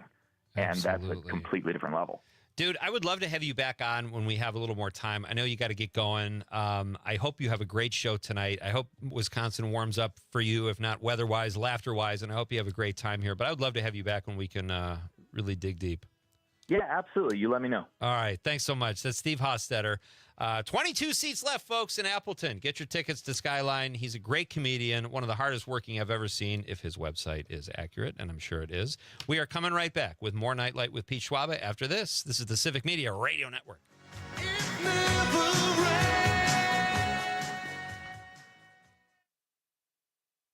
To Pier. This is 97.9 WGBW. Hey, it's John Mino. And Jim Schmidt from Mino and the Mayor. Want to stay in the loop with all things Northeast Wisconsin? Sign up for the WGBW weekly newsletter. Get the latest local stories, updates on the weather, and a special feature from our Mino and the Mayor podcast. It's your one-stop shop for real news and great conversation in Northeast Wisconsin. Log on to WGBW.FM today and get signed up. Real news, great conversation. Sign up today at WGBW.FM/newsletter. Progressive knows when you're in your RV, you're already on vacation. That's when you become Vacation You, who just camped where there's absolutely no shade. Even though regular you burns easily. In fact, Vacation You burns too, but is too stubborn to admit it, which is why regular you gets in trouble at the dermatologist, because Vacation You doesn't do doctors. So bundle your RV with your home or auto policy and earn an automatic discount from Progressive. And spend the savings on the both of you. Progressive Casualty Insurance Company affiliates and other insurers. Not available in all states or situations. I'm Dan Schaefer. Let's recombobulate. In discussions over the so-called Big Beautiful Bill backed by Donald Trump that's making its way through Congress, none other than Wisconsin Senator Ron Johnson has emerged as the most prominent Republican critic of the bill, saying at a recent Milwaukee Press Club event that it is, quote, not even close to adequate. Johnson has said he wants spending cuts to go even further, including making cuts to Medicaid. But Johnson's position as a critic of this bill makes him especially influential in these negotiations. But let's not forget the last time he was in a similar position. In 2017, he was a critic of the Trump tax cut bill, but what he fought for was a tax break for certain types of businesses, perhaps not coincidentally, businesses owned by his largest donors, Dick and Liz Uline. In 2018 alone, the Ulines received more than $200 million in tax breaks because of this bill. So as the Big Beautiful Bill is negotiated in the Senate, let's not forget this piece of recent history. Find all of Dan's work at the Recombobulation area. Teachers are diverse, skilled leaders, innovating to prepare students for our fast-changing world. Teaching shapes lives. Are you ready? Explore teaching at teach.org, supported by the U.S. Department of Education and 1 million teachers of color.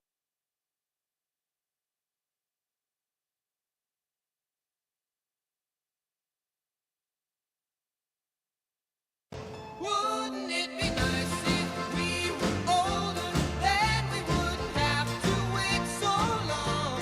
And wouldn't it be nice to live together in the kind of world where we This is Nightlight with Pete Schwaba.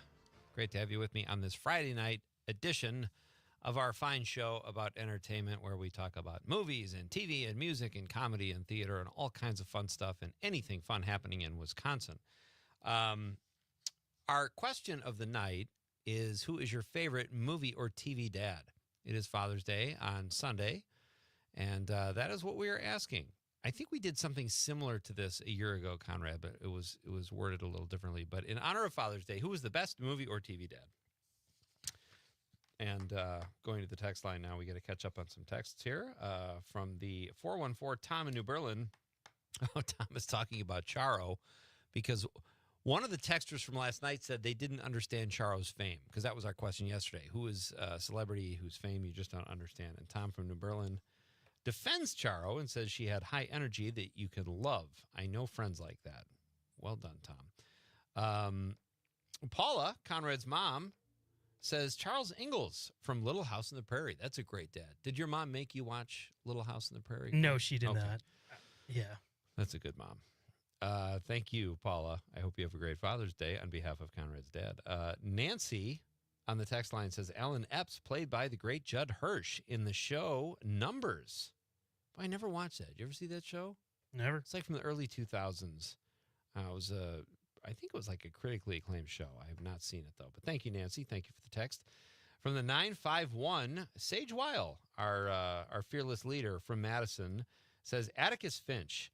I saw that, and that reminded me of my own father. My father, Tom Schwaba Sr., I'm a junior, always reminded me of Atticus Finch because he took he's a trial lawyer and he took cases where he went to bat for the underdog. He's had cases where he went into a courtroom and there was a slew of lawyers on the other side.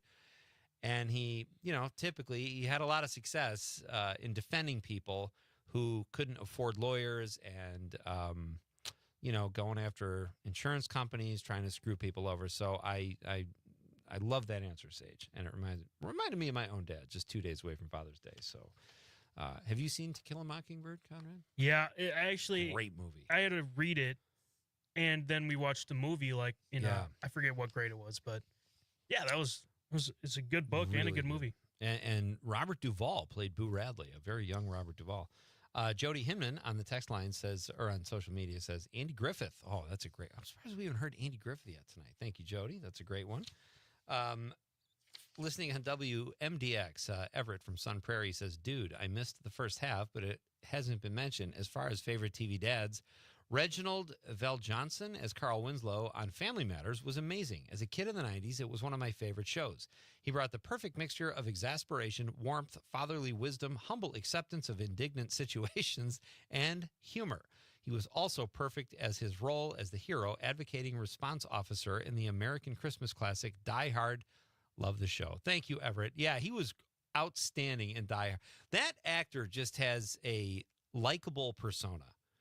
He's in everything he's in, especially in Die Hard. He was like kind of the heart of the movie in a weird way. Great text, though. Thank you for listening, Everett, and thanks for the nice words about the show. Tony the Trucker says, Pete, Fred McMurray, my three sons. Watched The Godfather. Oh, he segues and says, watched The Godfather of Green Bay last night. Very entertaining. Had me in stitches. Oh, thank you, Tony the Trucker. I hope you didn't watch it while you were actually trucking. But he says, when holding a door, I always say good morning or afternoon. When no response, I say loud and clear, well, I guess not. Still usually no response. But the looks I get are priceless.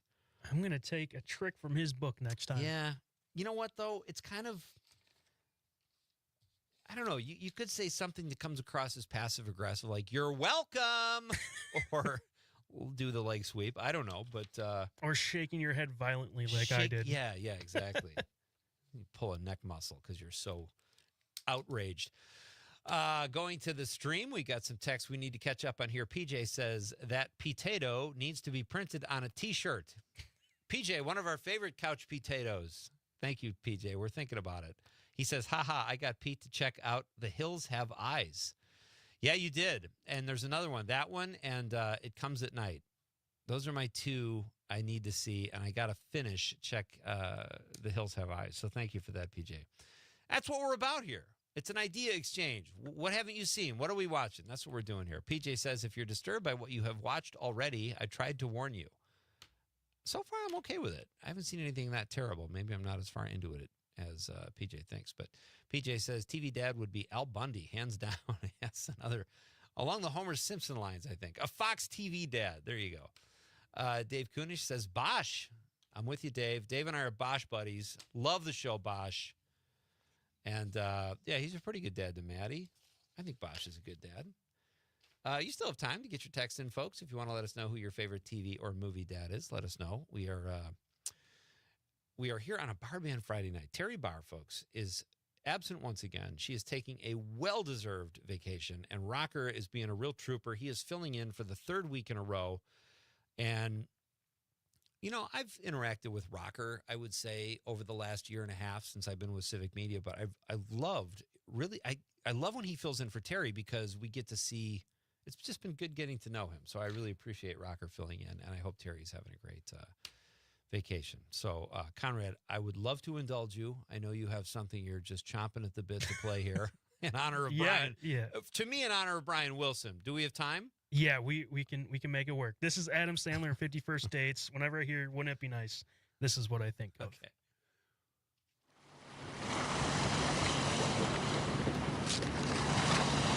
The Beach Boys? How nice of that man to give me a CD that will remind me of all the wonderful times I shared with his daughter. Wouldn't it be nice if we were older and we wouldn't have to wait so long? You know it's gonna make it that much better when we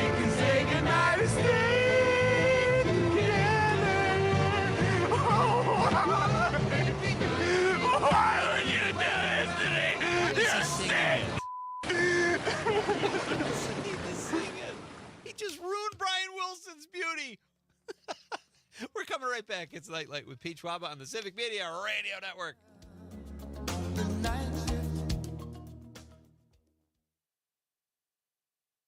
Of Green Bay, WGBW. This is your local Civic Media radio station. Want to hear even more? Anytime? Find all of it at civicmedia.us. ABC News, I'm Dave Hacker. Iran retaliates. An IDF social media post says dozens of missiles were launched from Iran toward Israel in the past hour, and some were intercepted. This coming after Israel's strike at the heart of Iran's nuclear program. ABC's Louis Martinez at the Pentagon on the role of the U.S. We are learning from U.S. officials that both land and sea assets were used to help bring down some of these Iranian missiles that were being fired toward Israel. Preps today for a big celebration in D.C. tomorrow. The $45 million military parade comes as the Army celebrates its 250th birthday and President Trump marks his 79th. With their training complete, U.S. Marines are now joining National Guard in controlling crowds during Los Angeles ICE immigration arrests. Dozens of protests expected in the city this weekend. Kilmar Abrego Garcia returned from a notorious prison in El Salvador last week after wrongful detention has pleaded not guilty to human smuggling charges in federal court in Tennessee. This is ABC News. It's the Brewers and the Redbirds. Hi, I'm Mike Clemens with sports. Game 2 of the Brewers and Cardinals tonight. The Crew with a 6-0 shutout of the Cards last night, thanks to Jacob Mizorowski in his first major league start. One of his fastballs measured at 102 miles per hour. Meanwhile, Aaron Savale upset he's being moved from the starting rotation to the bullpen and says he wants to be traded. There's no ill will towards anybody in the city. It's been great home to me and my wife for the past year. I know there's probably going to be some animosity towards this type of thing. There's a negative connotation when this type of thing comes around, but just trying to do what's best. Brewers manager Pat Murphy responded. I mean, we deal with players being unhappy all the time, and that's their right to do. And Aaron's got a great history, and he's performed well for this organization. And now it's time for him to go behave. In college football, the Wisconsin Badgers fined by the NCAA for some recruitment violations, making calls to prospective players before the start date 2 years ago. With Sports, I'm Mike Clemens. On your entertainment beat, I'm Pete Schwaba. David Lynch was prepping a Netflix series before he passed away earlier this year at the age of 78. According to IndieWire, he had assembled a cast of his favorites, including Naomi Watts, Kyle MacLachlan, and Laura Dern, for a show he was prepping called Unrecorded Night. Lynch's daughter Jennifer, also a filmmaker, says there was a finished script that might now be released as a book, adding that she and her siblings would not try to make one of his ideas themselves. Sources say the show was set in Los Angeles in Old Hollywood. Would have been nice to see what he did with that. Actor Harris Yulin has passed away at the age of 87. Yulin's credits include films like Ghostbusters, Scarface, and Clear and Present Danger. But recently, he was probably most recognizable for his role as Buddy in Ozark, the old tough guy who lived with the Bird family. Yulin was nominated for an Emmy Award for his guest appearance on the show Frasier. He was an old-school actor who had passion for the craft and was a solid addition to any cast he joined. For more showbiz fun, tune into Nightlight with me, Pete Schwaba, weeknights from 6 to 8 p.m. on the Civic Media Radio Network. Local radio for you and your community. It's Civic Media's mission with stations across Wisconsin.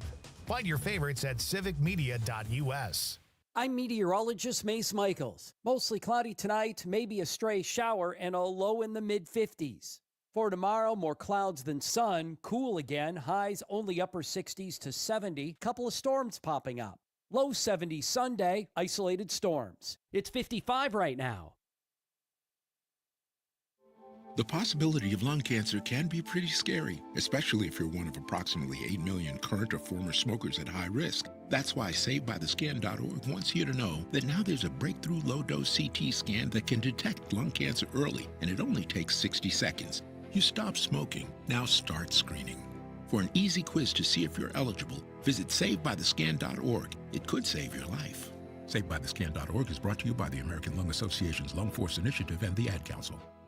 Matt Nair on air. State Representative Christian Phelps. As somebody who's in my first term in the legislature, one of the striking things is how seldom the majority party speaks with us. I don't know how many of my colleagues personally feel LGBTQ people don't deserve freedom, but that's kind of irrelevant at the end of the day. They've already spent a number of days attacking trans people because those are days they don't have to spend defending their very unpopular economic agenda. Matt Nair on air, weekday mornings 9 to 11 on your local Civic Media radio station and on the app. The Dr. Kristen Lyerly Show. This week, I'm flipping the script on Nite.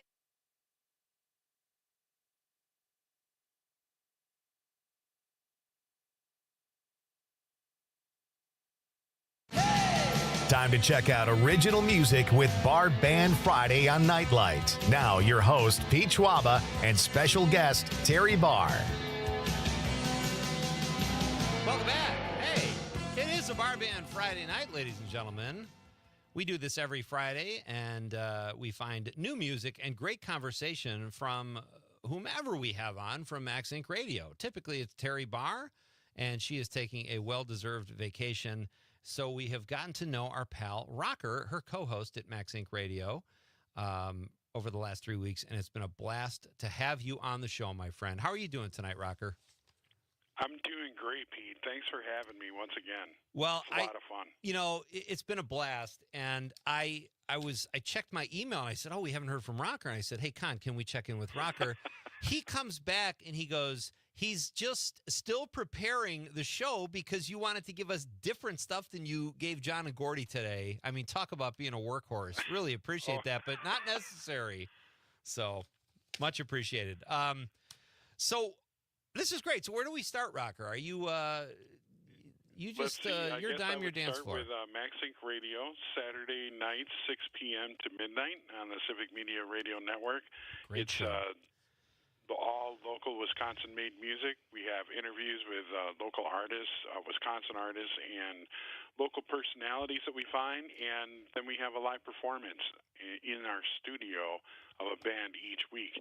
And this week we have Atwood Music Hall's Melissa Broom. Atwood Music Hall is the new live music venue here in Madison on the east side.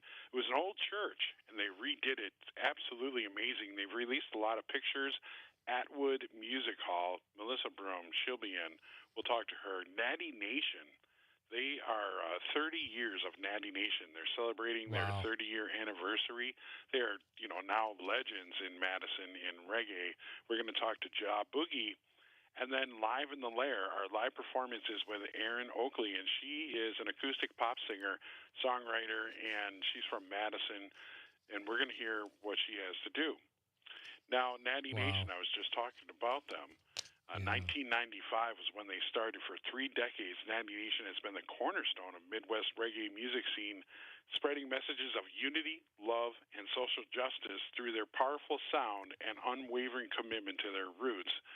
And, I've known these guys for this long. They are just awesome friends of mine. We'll have them in the studio tonight. They're Madison Area Music Association Hall of Fame inductees with over 30 Mama Awards. Wow. And Saturday, June 21st, they're going to be celebrating 30 years of their reggae revolution at the Atwood Music Hall.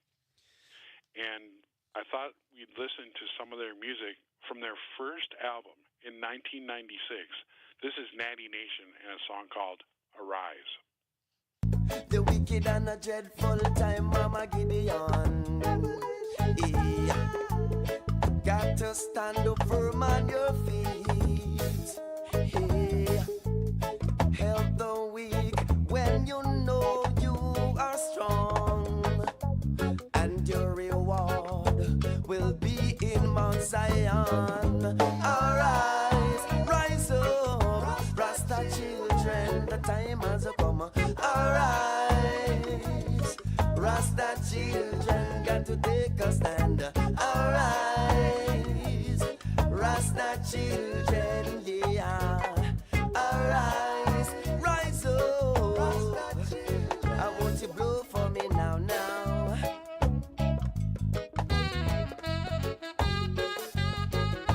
Oh yeah. Very nice. That was Natty Nation and the song Arise, brought to you. Compliments of Rocker from Max Inc. Radio. So they'll be on tomorrow night, not live in the lair, but you're going to be talking to them on Max Inc.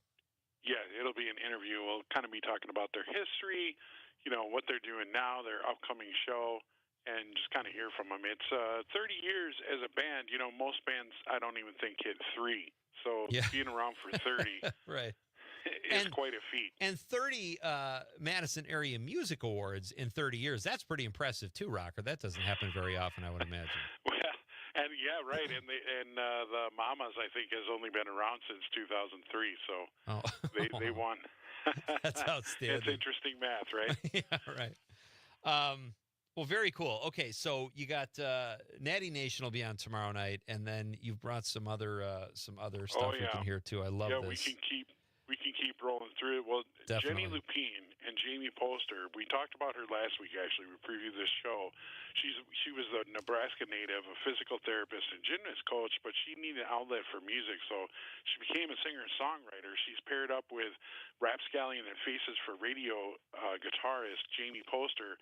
Saturday, June 14th, tomorrow night at the Beer Rock in North Sherman Plaza Center in Madison. But she plays all over Wisconsin, so we'll keep an eye out for her. But I thought I'd bring in a different song this week. This is called Street Dance from her 2022 EP. Love it. Baby, I saw you laughing across a crowded street dance. Sidewalk talking with the guys, oh so easy on the eyes. Look on over to your right. People all around us, but you're the only one I see. This crowd keeps pushing us together, moving closer now than ever. Boy, you're standing next to me. Now you've got me dreaming. Take me by the hand and lead me, dancing in the evening. Chestnut eyes are all I'm seeing.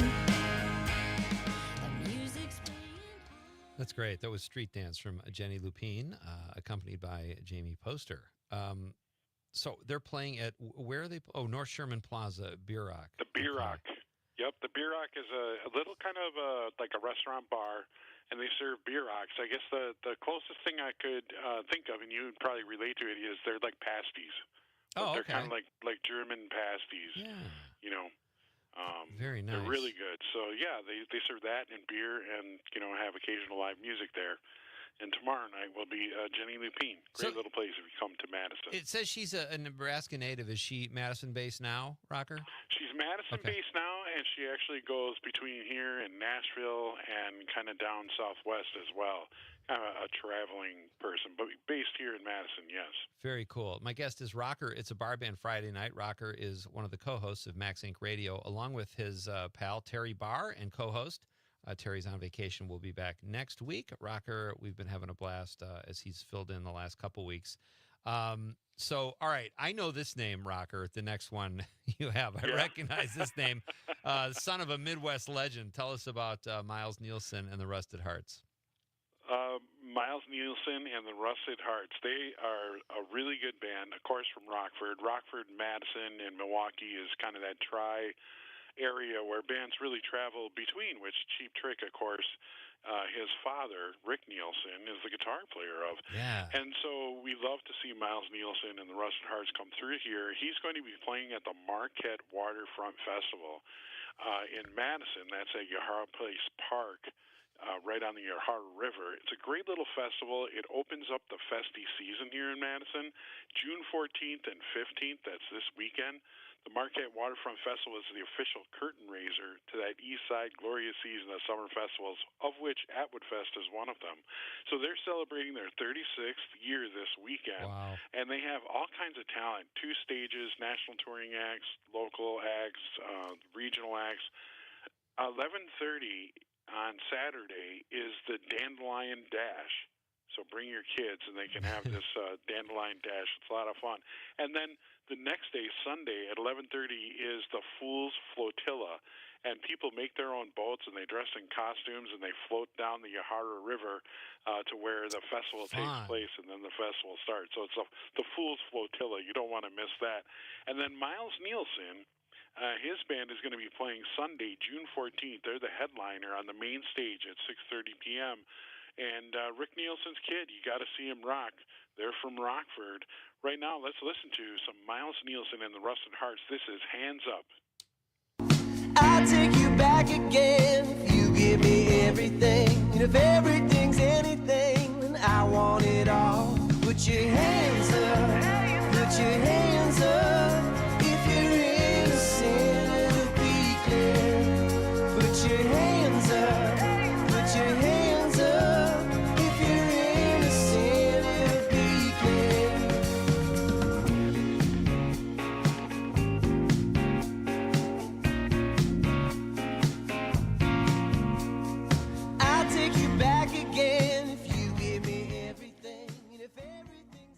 That's great. That was Hands Up by Miles Nielsen and the Rusted Hearts. Miles Nielsen, of course, is the son of Rick Nielsen, one of the founders of Cheap Trick.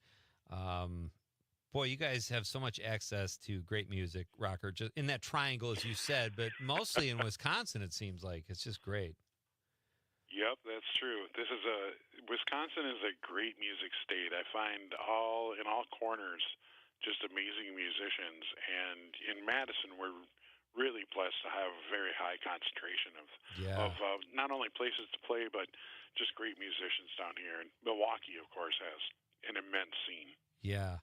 All right, so this is my favorite band name of the bands you brought tonight. Tell us about Electric Spanking.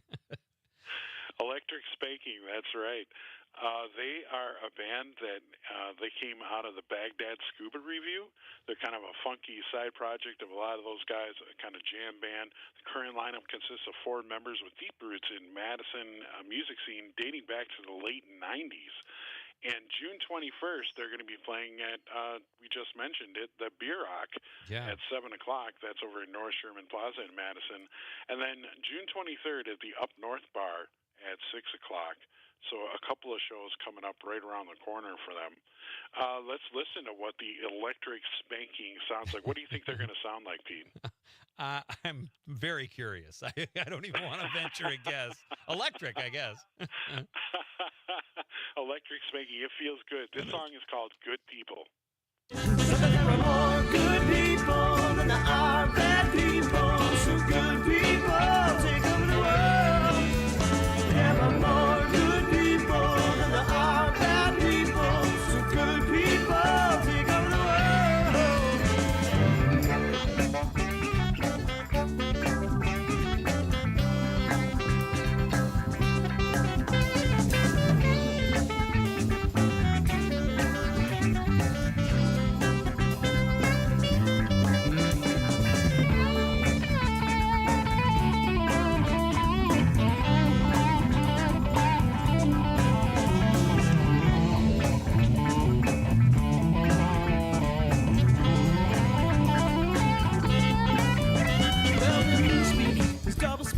I don't know how could this be.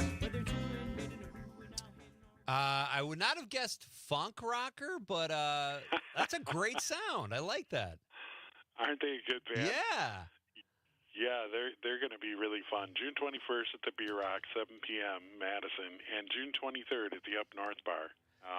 They were on hiatus for a while, but it seems like they're popping up with these shows. Maybe they're just getting back together. I sure hope so. I'd love to hear a new recording from them.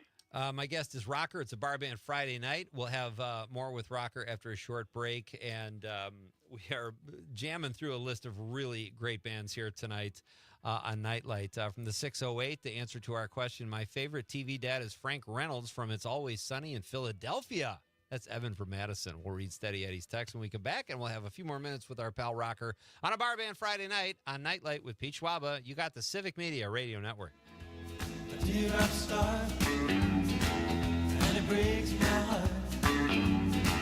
When a teardrop falls, I wanna cry, cry, cry alone.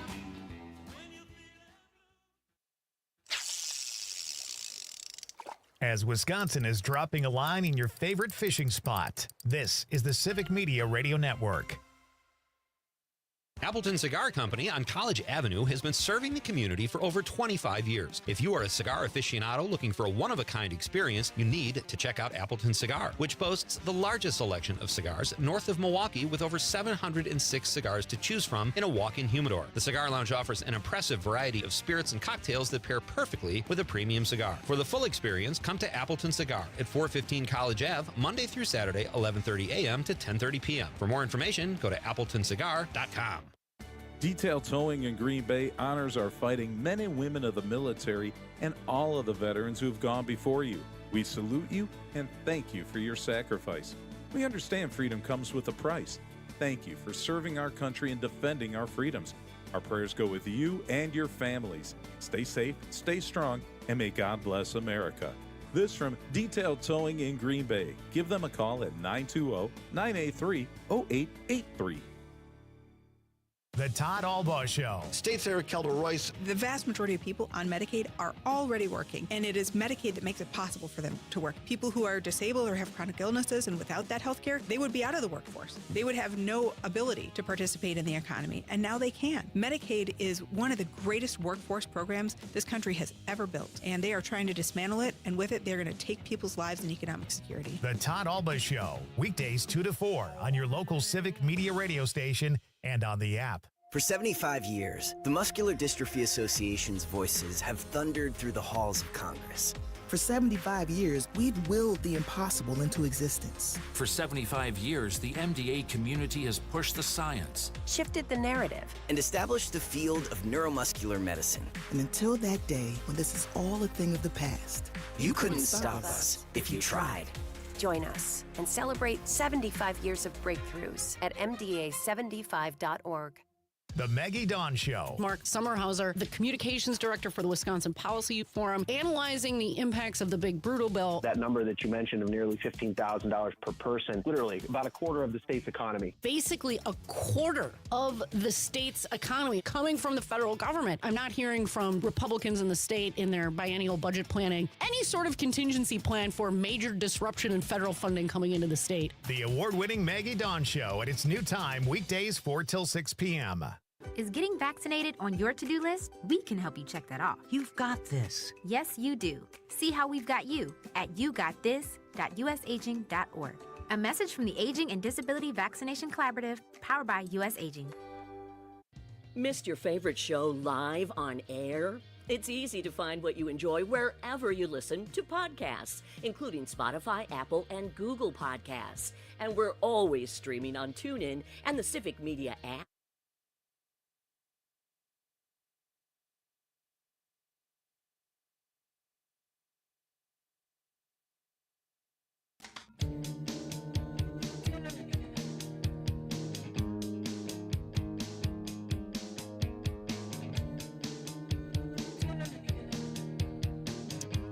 Welcome back to Night Light.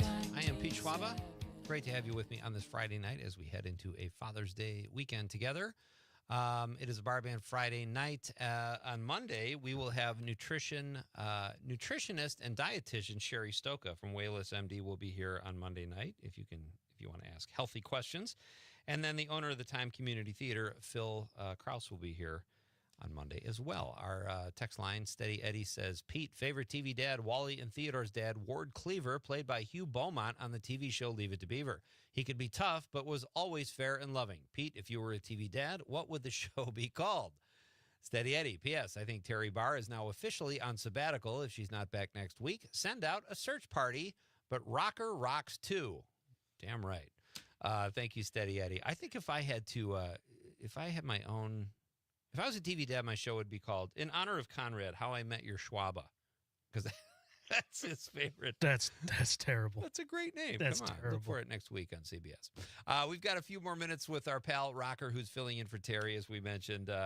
We just heard Electric Spanking Rocker. Loved it. Yeah. Tell us about Automatic Lover.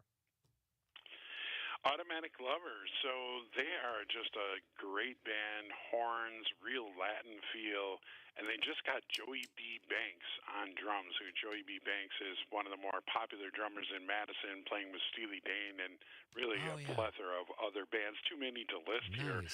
And they are playing at the Mama Awards this Sunday, June 15th at 7 p.m. That's at the Atwood Music Hall. You can see the theme. It features live performances by Automatic Lover, M. Shays, Red Door Duo, who we had live in the Lair last week on MaxSync Radio, Jazz Flux, and the Mason Meyer Band. There's so much more. It's hosted by Cooper Talbot, and guess who else? Rocker? Terry Barr. Oh, that's fantastic. So she's got to be back pretty soon here. I'll be doing the red carpet, actually, and the cocktail lounge starts at 5:30, and the actual show starts at 7. It's the Madison Area Music Association Awards show this Sunday, June 15th at Atwood Music Hall. I have a song from Automatic Lover. This is called Sick Love. Tell me that you're pregnant, that you wish you had man. that I am the biggest thing in your whole world. Porfa, no te vayas, luego tú me extrañas. De tu vuelo soy tu cielo, soy tu sol. Somos un poema que se escribe con un siempre sin medir, sin razón como jugar. Somos la aventura y se repite cual de mentes inconscientes. ¿Dónde va a parar? Tell me that you want me. Tell me that you need me. Codependently we're talking about love. Y que te encanto, que lloras por mi tanto.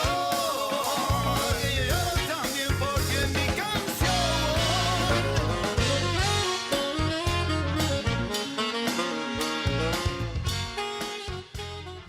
Boy, the Atwood Music Hall will be rocking on Father's Day. I think that's my favorite tonight so far. But this is all great stuff, Rocker. Should we try to get? They're a great band. You think we could get one more in quickly? Sure.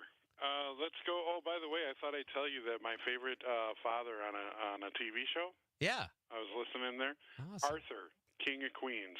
Oh, there you go. Boy, we didn't hear Arthur tonight. That's a great That's one. such a good one. Hey, happy Father's Day to you too, buddy, as well. Oh, thanks, Pete. I appreciate it. Frank Martin Bush in the Names. Have you heard him yet? No, I have not. He is going to be playing the Sessions at McPike Park. That's here in Madison. And it's at the Garver Feed Mill. Garver Events brings 4-day festival to Garver Feed Mill in Madison coming up June 19th through June 22nd. Headliners include Armchair Boogie, Frank Bush in the Names, Iris Dement, and the Los Tex Maniacs. And you can learn more about the sessions and view the full music schedule at sessionsatmcpike.org. And of course, the sessions was held in a park here in Madison, which is why they have the website. But they've recently moved it to the Garver Feed Mill, which is now a community, like space. It's pretty cool. Very cool. And let's see, they'll also have a 2-day flea market there, an electric car show, food trucks, cold drinks, and more. Thursday, June 19th, the Johannes Wallman and the Precarious Towers, they're opening up the show. Professor of Jazz Studies at the UW, Johannes Wallman. Is just amazing. And then it's Frank Martin Bush and the Names at 9:30 p.m., where Heartland Twang meets modern grit. Frank is from Wheelhouse. Love so it. there's the news. They're a great local band that everybody loves. Frank Martin Bush and the Names. This is I Met a Girl.